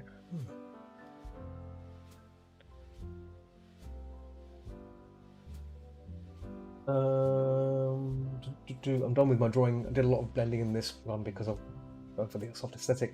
I'm done with my drawing. I did a lot of blending in this. Cool. Yeah. Well, I guess if you can take a photo of it, if you're doing it traditionally, just take a photo of it so you can share it.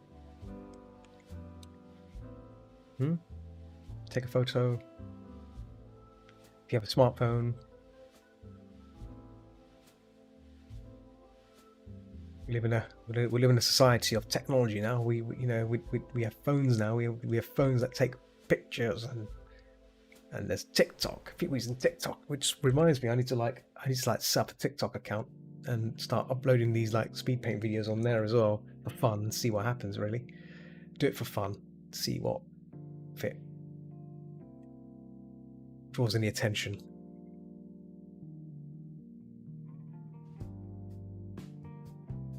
Look at me painting stuff, drawing stuff.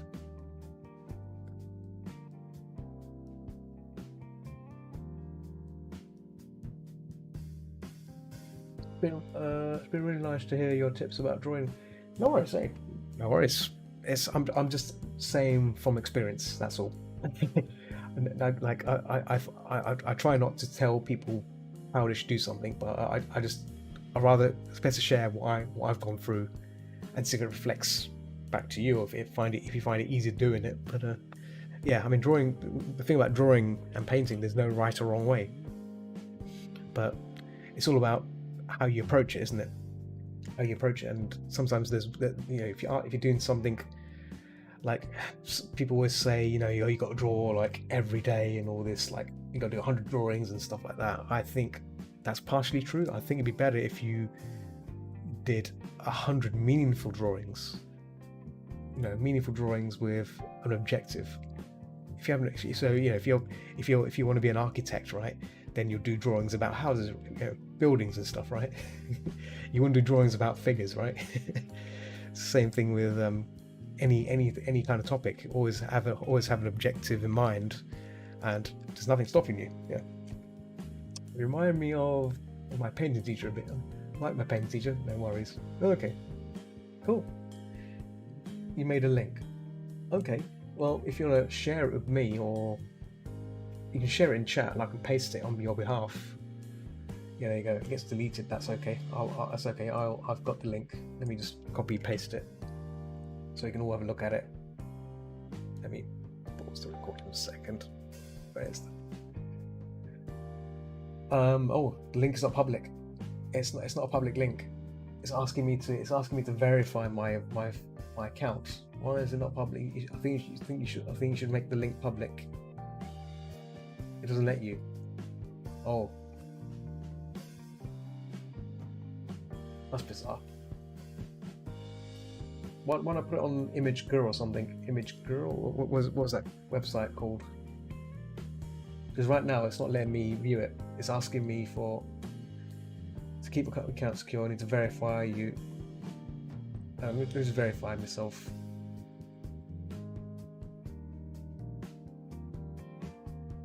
Actually, wait a minute. Why is it asking me to log into Photos, Google Photos, when I'm already logged in? And one second. What's going on here? Yeah. Put it on something else. Yeah, put it on something else. I don't know. Yeah, I'm trying to not. I don't want to log in. I don't trust. I'm not saying I don't trust you. I'd rather not do that. Seems a bit sus to me. Google's asking me to log in with my login details. I'm like, hang on, mister. Hang on a minute. I don't trust that link. Yeah, put an Aggie and then share that link of the Aggie link. I can probably open that up. Thank you, by the way. Thank you for taking the time of doing that. Look forward to seeing that picture.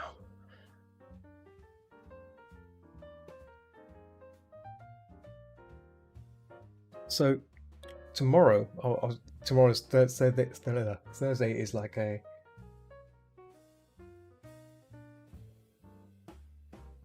Yeah, exactly. Yeah, it's like it's really sussful. Like, I mean, why would Google ask me to look at Google Photos, and it's asking me to log in? But the thing is, I'm already logged into Gmail, right? So I don't know. Excuse me. Yeah, I don't think I want to be testing that out. So yeah, tomorrow. It's usually assigning to the site. Not very clean.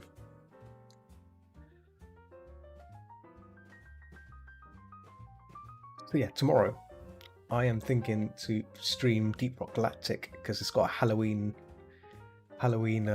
thing going on. I want to unlock the cosmetic stuff that it's got. There's a Halloween cosmetics things going on, so I'm going to be playing that because that's my third. I was going to play some Resident Evil 2 because I'm nearly finished. I'm nearly finished with Resident Evil 2 on Claire's path on the second run, but I think Deep Rock Galactic will be a nice change instead of Resi, because I've been Resi Eviling for quite a bit. Doesn't he put image in? Actually, do you have Dropbox or Google Drive? I think you can share stuff on Google Drive. I mean, Google Drive's free, right? Or you can share on Dropbox. Dropbox is free. There's multiple ways to do things.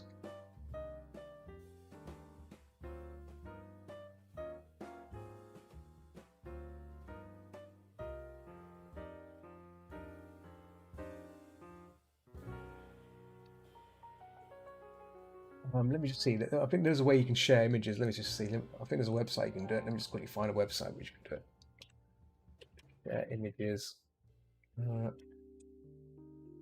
There's Image BB. Yeah. Try this. Maybe try this. See if this does a trick. Image BB. I've just googled that. I can drop any images anywhere, and you can do thumbnails as well. If you don't care about what it is you're sharing, I mean Dropbox will probably be better, but I'm just sharing that. I'm just showing that because if that's easier. Pasteboard is another one. Pasteboard, easy upload. Don't know what that's about. Yeah, website called Pasteboard, pasteboard.co. Yeah.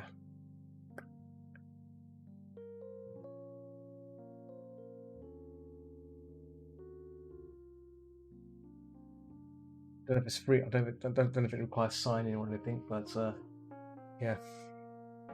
Normally, I mean, Syrah, I'd probably say get Dropbox, probably because Dropbox offers you a free space to store things. You know, I think you get like 2 gigs free, so you can share an image on there once you've added it. So that's probably a bit more secure than what do you call it? Anywhere else. So I'm just saying, you know, if you're not sure yourself, I would tend to use that. For me. Oh, there you go. Oh, okay. Oh, there you go. Let's look at this. Copy. Oh, can I copy that link?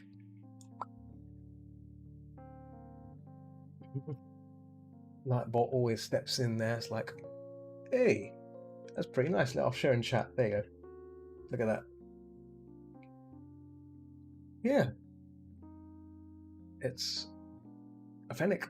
Looks like you made a Fennec fox. Very happy one.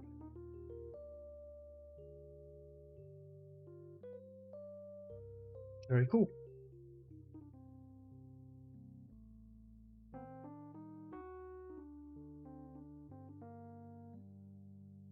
I like the little. I like the expression and the little lines, little flick lines. Nice. Very adorable.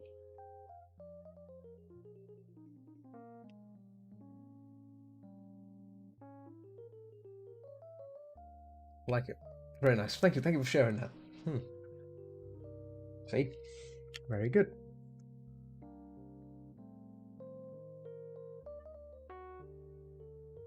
Yeah, that is one fluffy Fennec.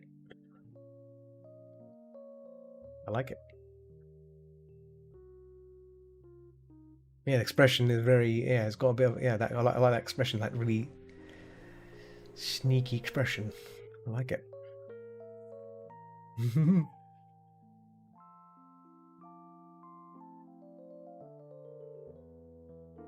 Yeah, I think that's the beauty of arting, right? Not having to care, just really going for it, and there you go. Boom, done.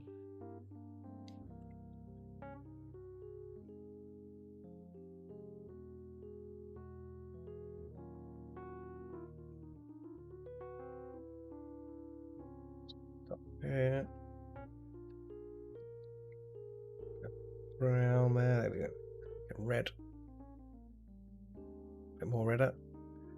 Boom. Nope. So yeah, Deep Rock Galactic tomorrow. I'm looking forward to that. I've not played that game in a long while. I've been quite recent. I've been like very picky of the kind of games I play nowadays because they get boring after a while. So games which have a bit of randomization have always piqued my interest. And Deep Rock Galactic and a few other games have been that kind of thing. I've also been playing Path of Exile, which is like a Diablo game, Diablo kind of game. So it's free on Steam. It's a great game. I was thinking about starting streaming my art on Twitch. I do struggle with multitasking and getting distracted though. I feel like it could motivate me to do art consistently. Yes, that's the whole principle. That's the reason why I thought I'd do these things. right? To push me, one of the things. Well, the first thing was to share what I do. Secondly, was to it just gives me something to like a reason to sit down and get some work done. But yeah, most important was to like share what I do. So there's a lot of stuff I do no one sees because I just working on it right now. I mean, this stuff I'm doing right now, I would have done it outside the stream and no one would see it. You'd probably see the finished piece. You wouldn't see the process. So right now I'm recording the process, and then I'll dump it on YouTube. Yeah, but it's a good way to get you motivated. But as I said before, the motivation should be, as I said before, the motivation should be, I spoke about that moment when you said to yourself, I want to draw, I want to get up and draw, I want to draw this thing today. You should still think about that moment. So when you watch, if your favorite TV show was the reason that got you to pick up a pen and start drawing something, you should think back to that day, that very day, and remember that day. And always, if ever you're feeling that if you're not feeling motivated, think about that day. Think about that moment when you was like drawing something, anything, you're just drawing it, and you'll get this burst of energy back. Because I think that's the most important thing about drawing. You have to get that mindset back. That's why I've actually been looking at my old stuff. I need to go back into my loft and find my old drawings I used to do. There's some really old stuff I've done. I just want to see how much, like back then, I used to draw without a care. I used to just draw any old thing. If it came out wrong, it came out wrong, right? But I drew something. I drew a picture. Didn't matter how bad it came out, but it came out. And sometimes when I'm drawing like this, I think about that day and think, oh, why was I so confident at making marks? Like strokes and stuff. Why am I like right now? I'm more conscious about making them. But back then I just drew it. So I'm trying to get that mentality back, but utilizing the skills I know now. Because back then I didn't have a clue what I was doing. All I knew was drawing stick figures, drawing cartoon characters in the way of the TV show stuff. But that mentality was, that drive was crazy. Because like I tell you, like so what would happen is, because back then I didn't have a computer, I didn't have a tablet or anything. On Friday nights I would sit in the living room, get a table, pull the table close to me, have the TV on. The TV will be playing classic horror films on TV, like Dracula and whatever, and I'd be drawing. Just be drawing until like 3 or 4 o'clock in the morning, and then I'd go to bed. But that was my weekend thing, It was really cool. I enjoyed it, and I enjoyed it a lot. And I used to wonder, it's like, well, that now that's gone, that thought's gone. Where, how do I get it back? But that was a special time. I missed that era, and this is why I want to try and find my old pieces again, and try and I might actually try and redraw some of those old stuff again. That'll be funny. It'll be pretty funny. I don't know where to begin, but because I used to draw some characters back then, and my knowledge then was pretty weak, but still I drew. I need to get back to that.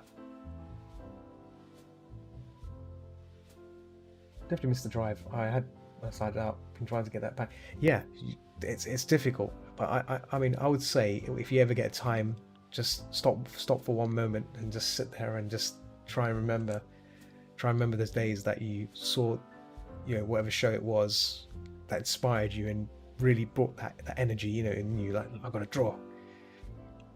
Because I know I had that feeling. I was like, I've got to draw. I got like watching Animaniacs. I'm gonna draw some. I'm gonna draw like what's her face, Fifi La Fume and stuff. Which reminds me, I need to draw her. I did do a drawing of Minerva Mink. I can't show it to you guys because it's not it's not safe for work, but it's on my not safe for work Patreon.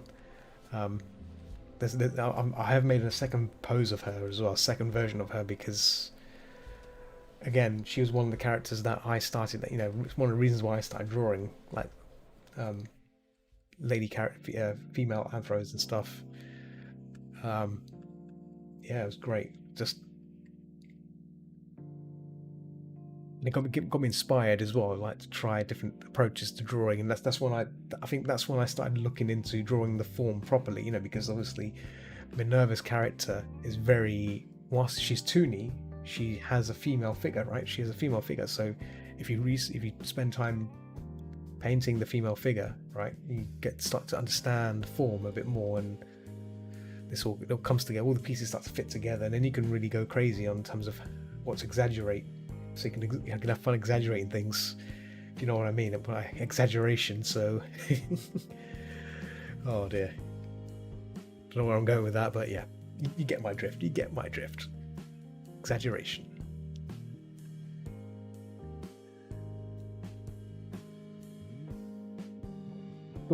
Still bumbling with the foreground because I mean,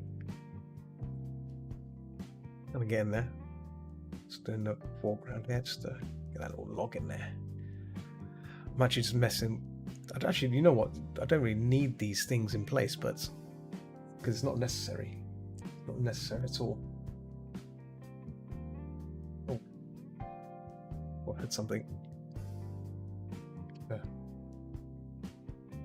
Woofing sound. Woof. Sorry, I was just timed out. Oh dear. Yeah, we reached the 2-hour mark here. I've got about 30 minutes left of stream time because obviously I'm trying to be good about not streaming too long. You know, like I know most people stream for hours and hours. I just stream for 2 hours, 2 hours 30 minutes, done, because I don't want to make sure that rather you guys don't. Yeah, as much as I enjoy your company, you guys are pretty cool. Don't want to hold you guys back from anything. You know, you've got things to do. Or watching someone paint and talk for more than 2 hours would be a bit excessive. So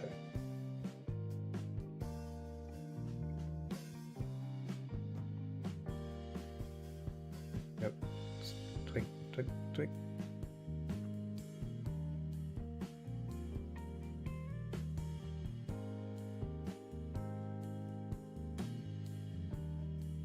Once it's done, I'm blocking the box. I think we'll probably get it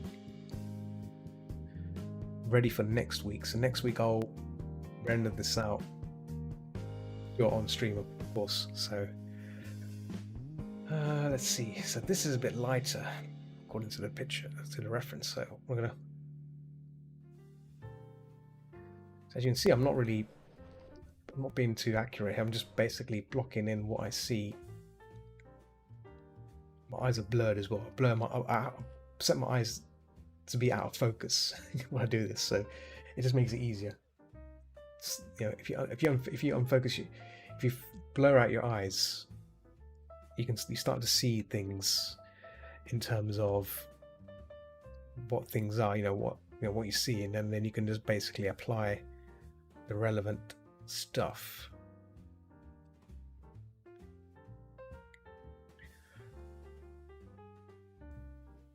Oh yeah, Wolf. I know you was watching Little Britain, right? I think you was talking about it a few days.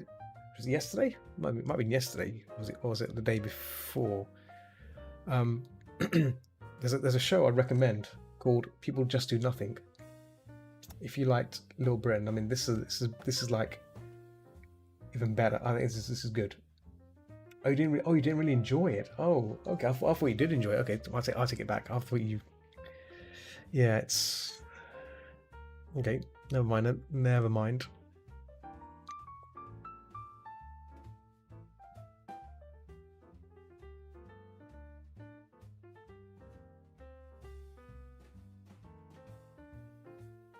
I can send you a link to a clip of people just do nothing and see what you think of it. But I don't. If you you may not like it. I don't know. I thought it's if you're trying to find shows to watch.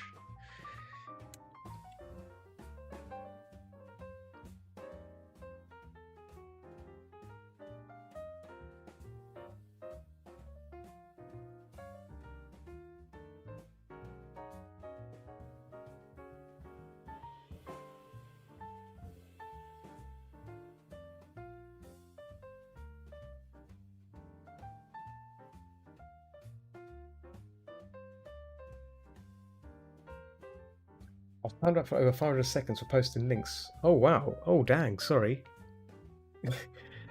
This is what I think. This is why you should have direct messaged me on Twitch. Do a direct message. Posting on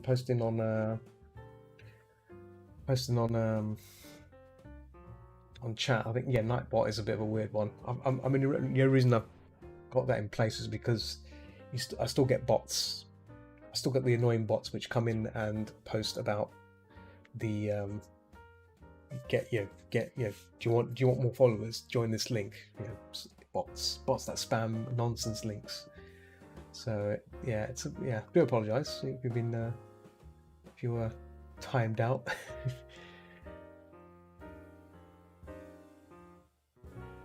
It gives you some breathing space there because after that drawing, there's some breathing space. Yeah, just gonna merge that down with that. There we go. And that's the foreground there.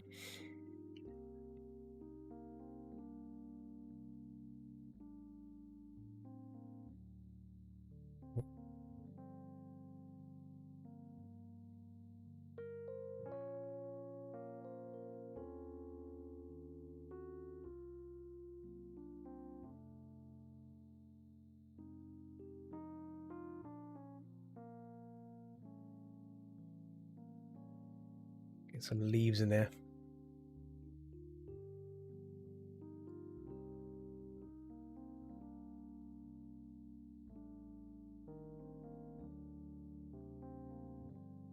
After I shared a drawing, I realised that the ears are way longer than the other. That's fine. I don't worry about the ears. I think that adds to the character. I think that adds to the uniqueness of what it is. Don't worry about accuracy. I think excuse me. I find that when you do things symmetrical, especially for animals, it ends up looking bad. There's a pro tip there. Same with patterns, like patterns on a leopard, patterns on a zebra, on a wolf, anything. Sometimes that slight, asymmetricalness makes it better. If you make it symmetrical, it looks a bit too boring. I hate to say it. So sometimes, if you look at most animals, some animals, nothing is ever perfectly symmetrical. It's always off a bit, slightly. You won't notice it, but it is off. It's just but in our eyes, when we see things, we think, oh, it looks the same, So I'd say leave it. That's my opinion. I'd say leave it. Don't touch it. But if you want to fix it, go for it. I mean, you can probably fix it digitally, right? You can just drop into Photoshop, make a few changes, boom, done. Right? But it's your call. It's your picture. You should make that decision. I'm sure you'll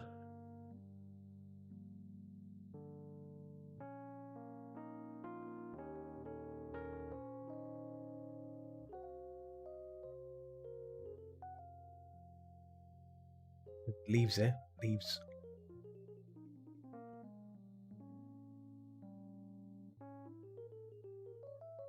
Yeah, it'd be nice to do one of the things I wanted to try out was doing like, if people wanted to, was to do like a draw along thing, which is like similar to this one, just draw along and make the same piece and see how far others got by doing this.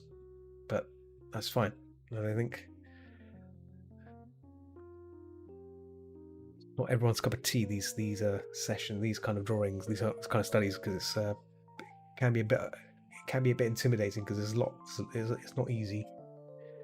It's not easy at all. But it's a starting point, right? I think I've started. I think my first observation drawing was mountains. It was a mountains painting. Yeah, just leave it.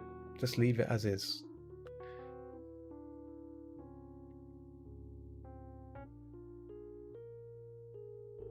I think it looks fine. I mean, you know.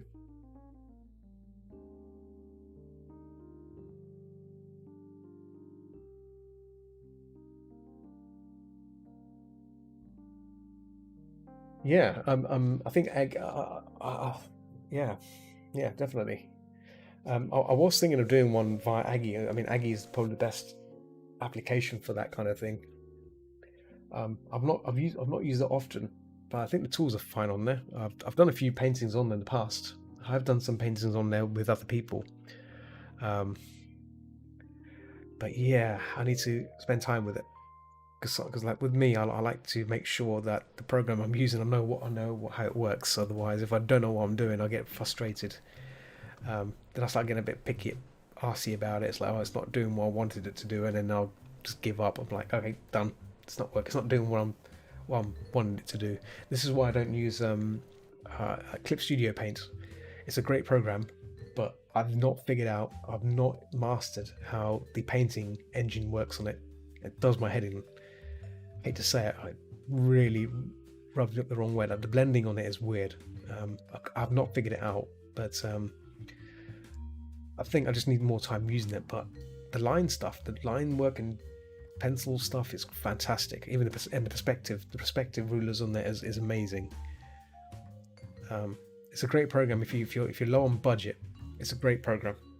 If you master the painting element of it, the painting tools, I'm sure it's a phenomenal app. For the cost, it's cheap.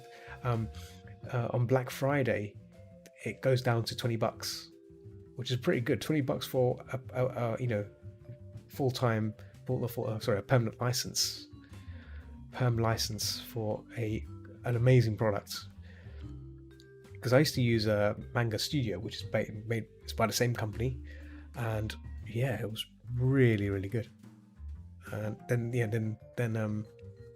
they changed it to Clip Studio for things because of the region differences, and since then Clip Studio has always evolved, and I've been staying with them for a long while. It's great. Yeah, it's sometime soon. Okay. Not sure why it timed out, but Okay. So the fox has been blocked in. The fox cub has been blocked in nicely. So we're gonna make a new layer, and I'm gonna put that on top. And I'm gonna start off with these really subtle white sort of values on top, like that. Bit there, bit yellow there. So I'm just basically, as you can see, I'm just dropping color in, maybe a bit of grey on that here, there, a bit of red, dark red maybe here, maybe a bit of subtle. Right, there we go.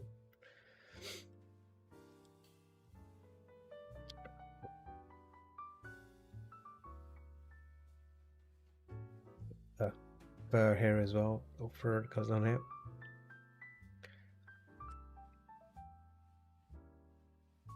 I was actually trying to, the background looks adorable, just chilly, especially you've been drawing. Oh yeah. Oh, background fox. Yeah, yeah. It's. I mean, I've just kept it really abstract because it's going to be blurred away. We're going to be blurring this away when we finish near the end. So I tend to keep that as is. But yeah. I've just kept that there. I might change it again. I might change the values again, but I mean, mine looks a bit more desaturated. I might saturate it a bit more, maybe a bit more warm there, around here. things can still change. Put that one out. Whitey or whiter or whiter. There we go. There we go.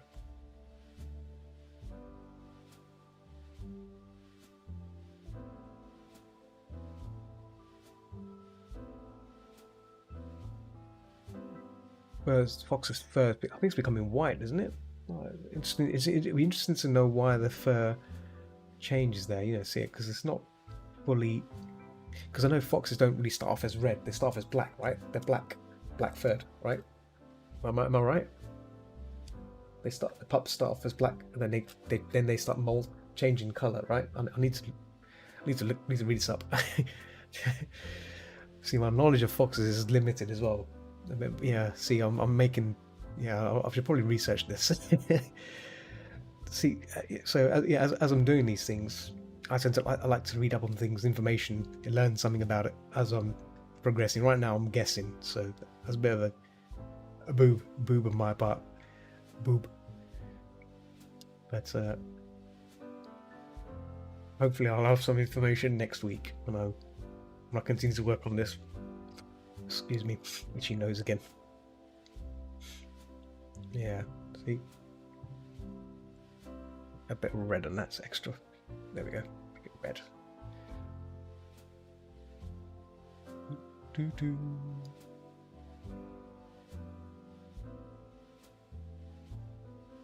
Boo. Boo boo. So I've been watching this YouTuber. I've forgotten the channel's name, but what he does, he goes to he's an American streamer, a US streamer, sorry, and he goes to restaurants that have bad reviews to try the food. Yeah, he goes to restaurants that have bad reviews and tries the food there, and then he tries to prove the point if it actually is bad or not, and then he leaves a review on their review site. You know, I think it's what was it called? I forgot what it's called now. The food reviewing websites, but yeah, I forgot what name it is. But yeah, he leaves a review on it out of 5 stars, but then he says if it's not good, he'll say boo boo, like gives you like 2 boo boos, meaning it's bad. So kind of Yelp. That's it. Yelp. That's right. Hedge got it right. Yelp. That's the one. He's basically fact checking. I think he's fact checking. I guess he is, Wolf. But so the place sometimes he goes to, he says food's fine. You know, but like there are places where he's been to and food is like, that's not good, and he gives an honest review. But I just love it when he says boo boo boo boo boo. So that's the only reason I watch it. I want him to go to a place where it just actually is awful, but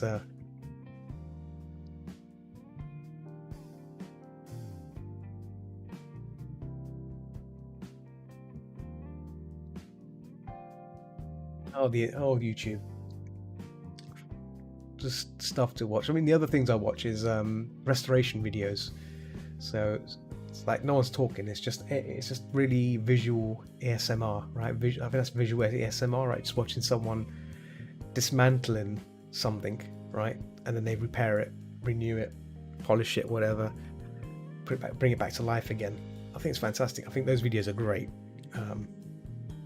Great, a bit addictive, very addictive though, because I've been watching those like back to back while I'm about to go to bed, and they're fantastic. God knows some critics are just opportunities, but well, I mean, this guy, he goes to places just to try the food out, right? I mean, he's not a food critic, you know, but like, it's just an average Joe like us, you know. If he's going there and if he likes what he eats, you know, he's good for good. You know, he does give a good review if he's given good food or improvement from what the reviewers say, because then he'll say, oh, the reviews are probably wrong. But anyway, yeah.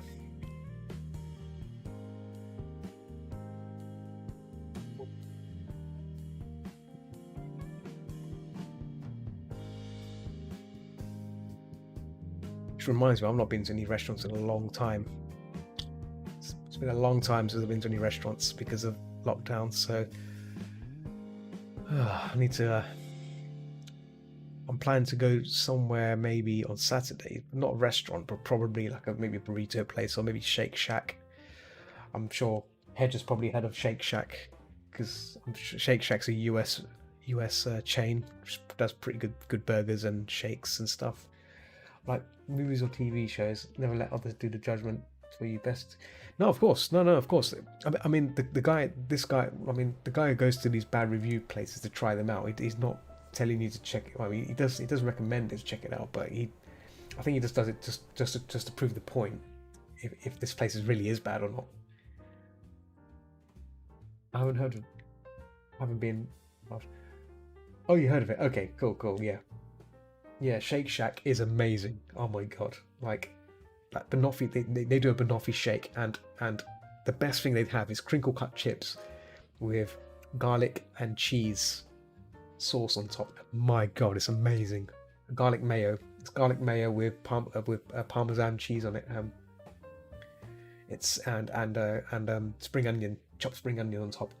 Yeah, it's delicious. I think I've got a photo of it somewhere. I should probably share it at some point. But like, yeah. Oh my god, it's good. It's good. I'm hoping if all goes well on Saturday, I may treat myself to Shake Shack because I've not been there in a while. It'd be nice to indulge on that. Indulge on Shake Shack because there's also a London fur meet this weekend. Yeah, it's one of the biggest fur meets in the UK. Hang out like they held every 3 weeks. I'm staff there. I'm staff, but I might not be going there because I might not be going there attending because I might be busy. So if I do go, I probably will turn up and see what's been going on. Last time I visited Poland was farmers market somewhere in Western Europe, parts back. The entire cheese wheel. Oh, see, yeah, farmers markets is the place to go if you want some real good food. Like that's like food made properly, right? That's like the real deal. Like even in London, when you get farmers markets, you get like whole hog on a spit with a apple sauce or chili apple sauce. Yeah, it's just not messing around. It's like really good stuff. Like you don't get that kind of stuff in any restaurant, right? It's incredible. It's about food now. Getting hungry now. I've got 2 hours 22 minutes, so we've got about 10 or so minutes to go. 10 or so minutes to go to the end of our session. Time flies, it does. Time does fly when you're...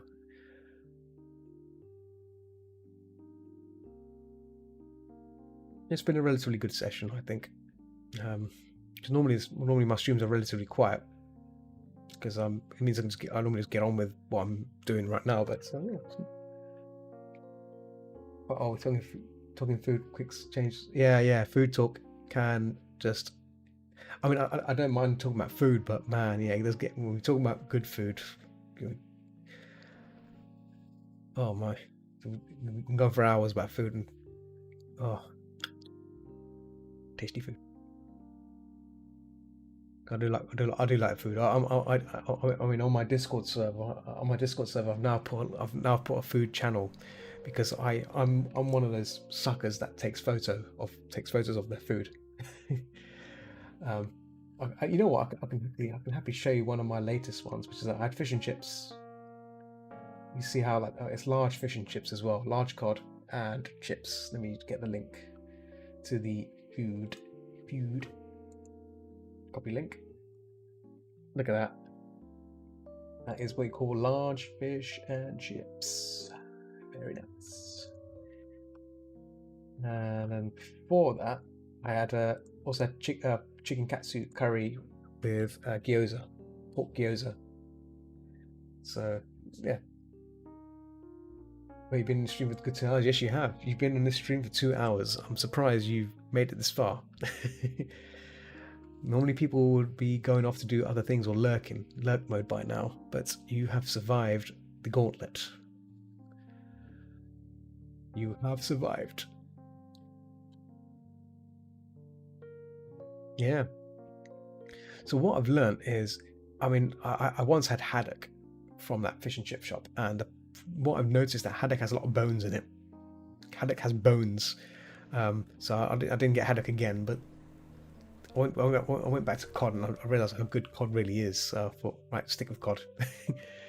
Yeah, haddock has bones, so be watchful, be wary if you're going for haddock. I paid the price. It poked me in my cheek, like inside. I was like, oh, what's that poking me? Oh, ouch. The fish was tasty. The fish was very tasty. I've got to give it to that. So the fish and chip shop that's local to me, they do good fish and chips. I'm grateful. Very grateful. I may go there next week again. We'll see. I should probably cut back on excessive eating because obviously I'll turn to big air balloon. You know, I'll grow an extra chin. I'll have 3 chins. 3 chins here. I don't want 3 chins. No, thank you.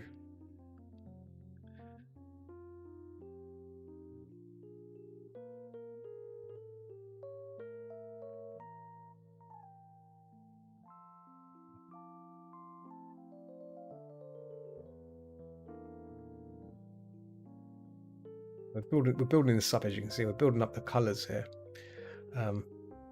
as we go along.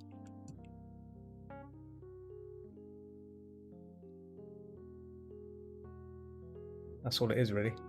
Color building. I'm looking at the shapes. So I'm squinting my eyes and getting these shapes in as well. So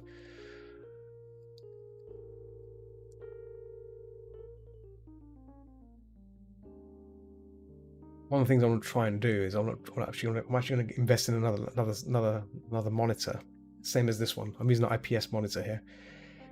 My monitor here on this side, well, we're looking at right now, is a Samsung one, but it's an older monitor and the colors are not accurate. That's why I don't use it for referencing, unless it's like just if I'm doing figure referencing, that's fine. But for color referencing like this, it's not possible because the colors are slightly desaturated. The screen cannot match this screen's color, so things end up looking a bit weird. So if I'm referencing from this screen, it ends up looking a bit washed out. Let me pause a second. Very nice. Looks like good fish chips had much better than the chips in yeah, the chips in UK are just chunky. They're just cut up and just fried. I think it's very tasty. Oh, yeah, I've not tried Palace. Word? I pronounce it. I know that fish. They do sell that in place. They do sell that fish and chip shop. It's been really nice to watch do art. I'm doing art. I should have gone into Twitch a while ago. Yeah. I mean, I used to stream more on Picarto because Picarto is more for the artist. The only reason I spend more time with Picarto is because it allows not safe for work, and that's why I do majority of my stuff. And I think that's where Wolf discovered me. I think Wolf discovered me on not on there. I think, yeah, and then but like I realized that whilst Picarto's great, I want to try and I really want to branch out. I really want to branch out from Picarto because Picarto doesn't really have much of an audience. It does have an audience, but it's really closed off to certain people and stuff like that, which is fine. I mean, the only way you can get seen by others is if you multi-stream with people, which is fine, but that becomes a bit of a drag as well. So I try to I just try to basically I want to expand out, and I found Twitch to be a lot better. Twitch tends to be a bit more open about audience stuff. You can network with people. There's some really nice streamers out there. I've met some lovely streamers along the way, and they've given me raids and now and then, and I would return them a favor if they're online. Obviously, right now no one's online because they've all gone to bed, I guess. But yeah,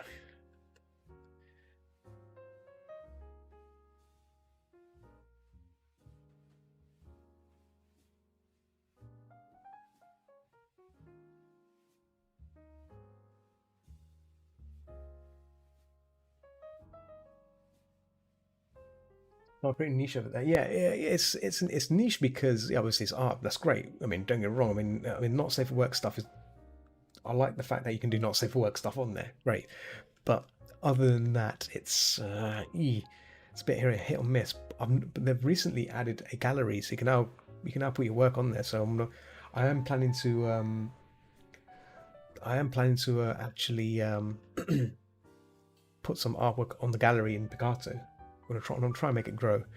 But obviously Twitch will still be there. Um, the bots are so annoying. Oh, the stream element bots. That's it does that. That's my only advertisement. It's my only advertisement.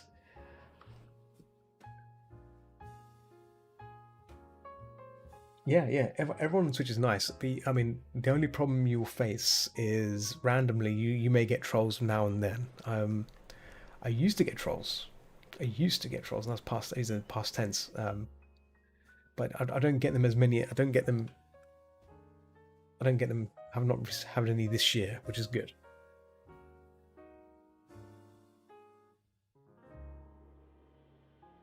It's weird because the trolls would just be a hassle. They always like um it kind of derails the conversation as well. Conversation derailing happens a lot with trolls, and but yeah, it's not happened in a long time, so that's good. But like, those trolls, it wouldn't be on an art stream. It was mostly on when I streamed Jackbox. So when you play games like Jackbox, you get always random people that want to play, and then they end up joining, and then they start, you know, not playing the game, or they would um, start posting inappropriate things in the game. Just things like that. It just kind of that kind of kills the point of doing Jackbox right on stream. But obviously there are ways around it. But I paid the price with that. So that's why I don't. I used to do Jackbox back way back when I used to stream like 4 or 5 times four or five times a week. It's crazy. I'd be streaming a lot, but then I went a bit cold turkey after a while because I was streaming excessively, and it gets sick. The thing is, streaming can become a lot of work. I'll give you a warning on that. It is a lot of work. I thought I could cope with it, but like when I'm working and stuff, last thing you want to do is do more work by jumping onto stream, right? So that's why I'm gonna be prepared for that. If you can do that, if you've got the energy to do it, then you'll be fine. You'll be fine. A nice schedule, or when you can stream and then just do it.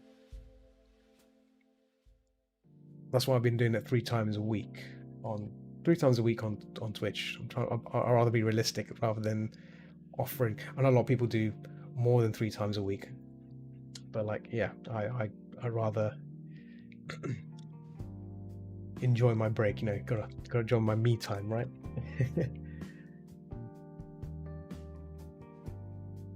I don't think I've taken enough. I mean, if you do want to try it, I'd say start off slowly. Start off with tiny amounts of sessions, do small sessions, and see how far you get. But yeah, you gotta have a tough skin for it as well. But it shouldn't be. I mean, it's not all bad. I mean, you start to develop this element of how to survive as streamers. I mean, if you want, you can just stream without talking. You don't need a webcam, you don't need a microphone, you can just talk to people in text, hello, whatever. You can do that. You don't have to talk. I only talk because it saves me. It prevents me from stopping. Like, because normally on Picato, if someone talks to me on text, I have to stop drawing to type. Happens all the time. It's like, oh, okay. So that's the thing.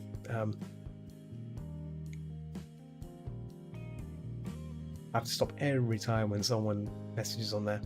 So I'm like, oh, okay. Whereas on Twitch, I don't have to. I'm just talking to you guys like as you are. You guys are listening. You're very kind to listen in, so I can talk to you guys whilst I can paint. So I'm not stopping. I'm still talking, but I'm painting as well. So.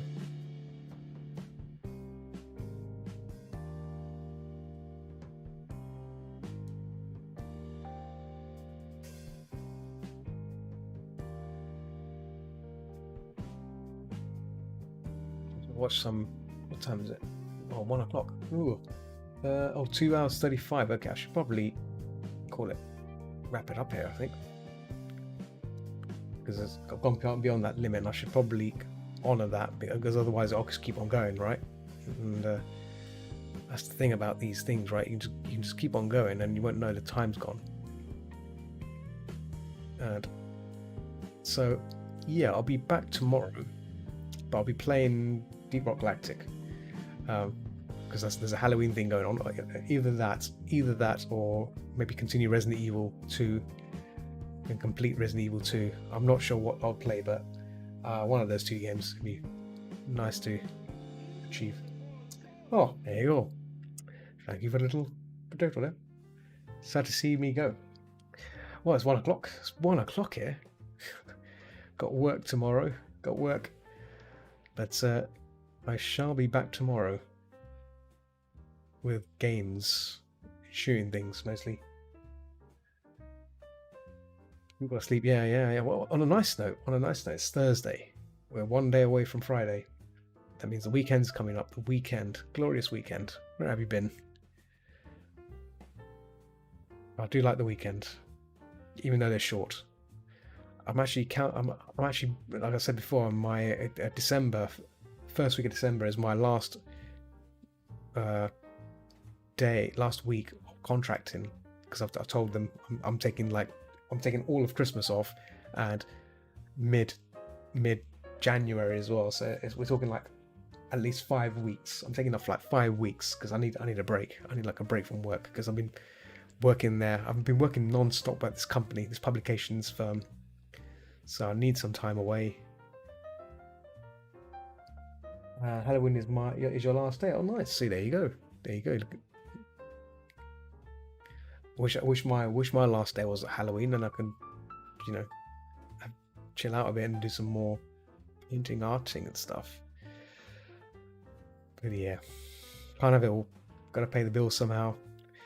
See, that's another conversation. I can probably talk about. I can go on and about talking about other things, but let's let's wrap it up. Otherwise, we will be here. I won't be going anywhere, and before you know it, it'll be like 2 o'clock in the morning. I'm still here streaming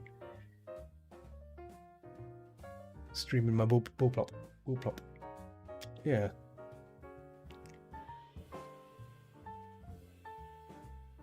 Yes. For real. It's happened before. It's happened on Picasso a lot, where I've said I'm about to end my stream, and I'll just keep on streaming, and an hour later I'm still streaming. I'm not stopped. It's happened multiple occasions where I've just constantly just not stopped, and I should have stopped, right? So I'm gonna wrap it up at some point. Hang on, just getting this head shape in. There we go. Get the head shape in there. Get that reflection.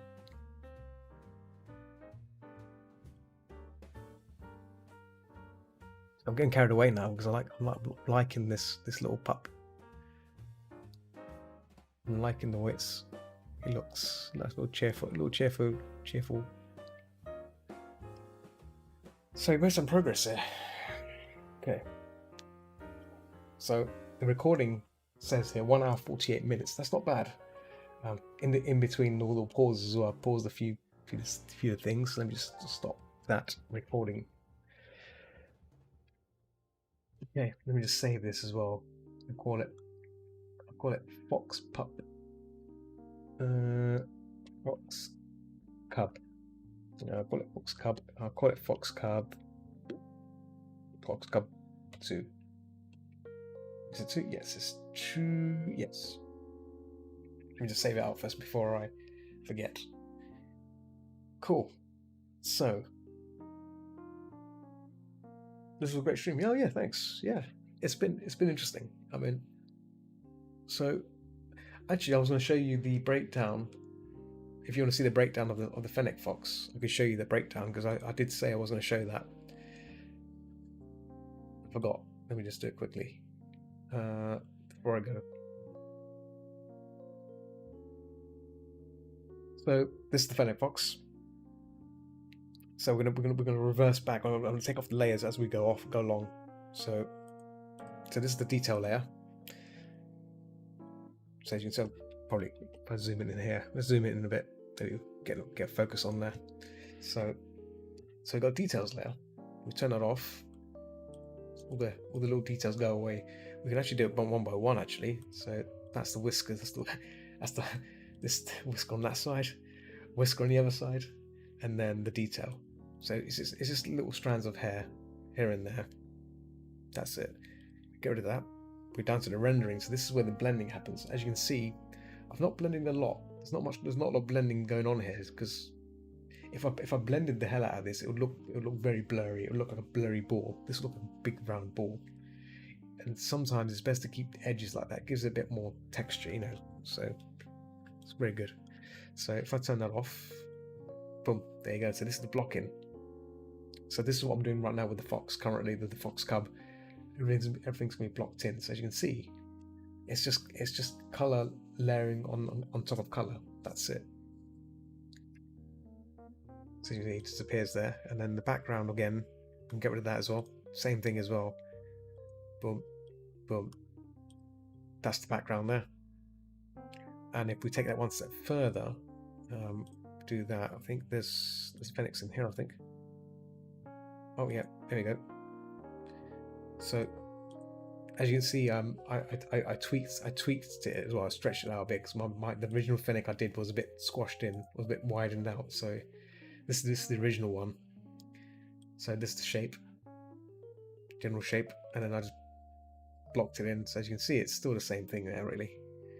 But if you go back further, there is a line drawing somewhere and hidden under here somewhere. Where is it? There it is. There's line work. There we go. So this is what we started off with. Where's the background?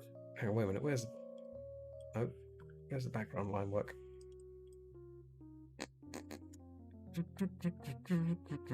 I don't think I did a background, did I? I'm sure I did a background drawing of this. I must have deleted it. Blast. I must have deleted it. That's a shame. Well, yeah. I think I might have just painted it as I went along.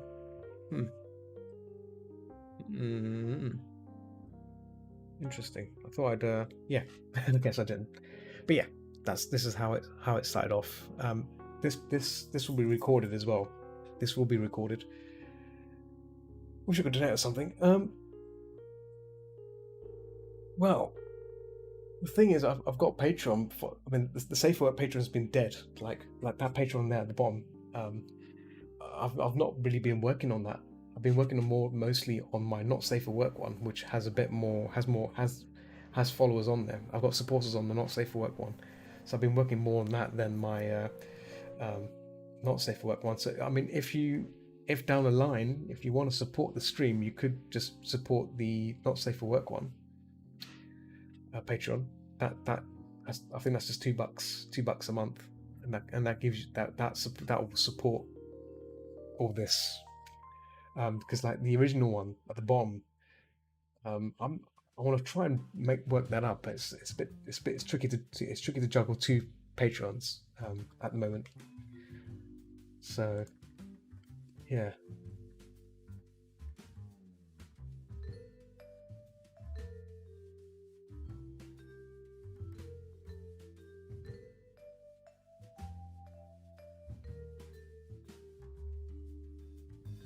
Yeah, I know your teen. I know your teen. You have a bank account.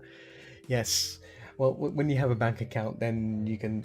I mean, the other option is obviously you can donate through Streamlabs. But I think the donations on the description in in in Twitch. But again, you don't have to if you don't want to. It's fine. It's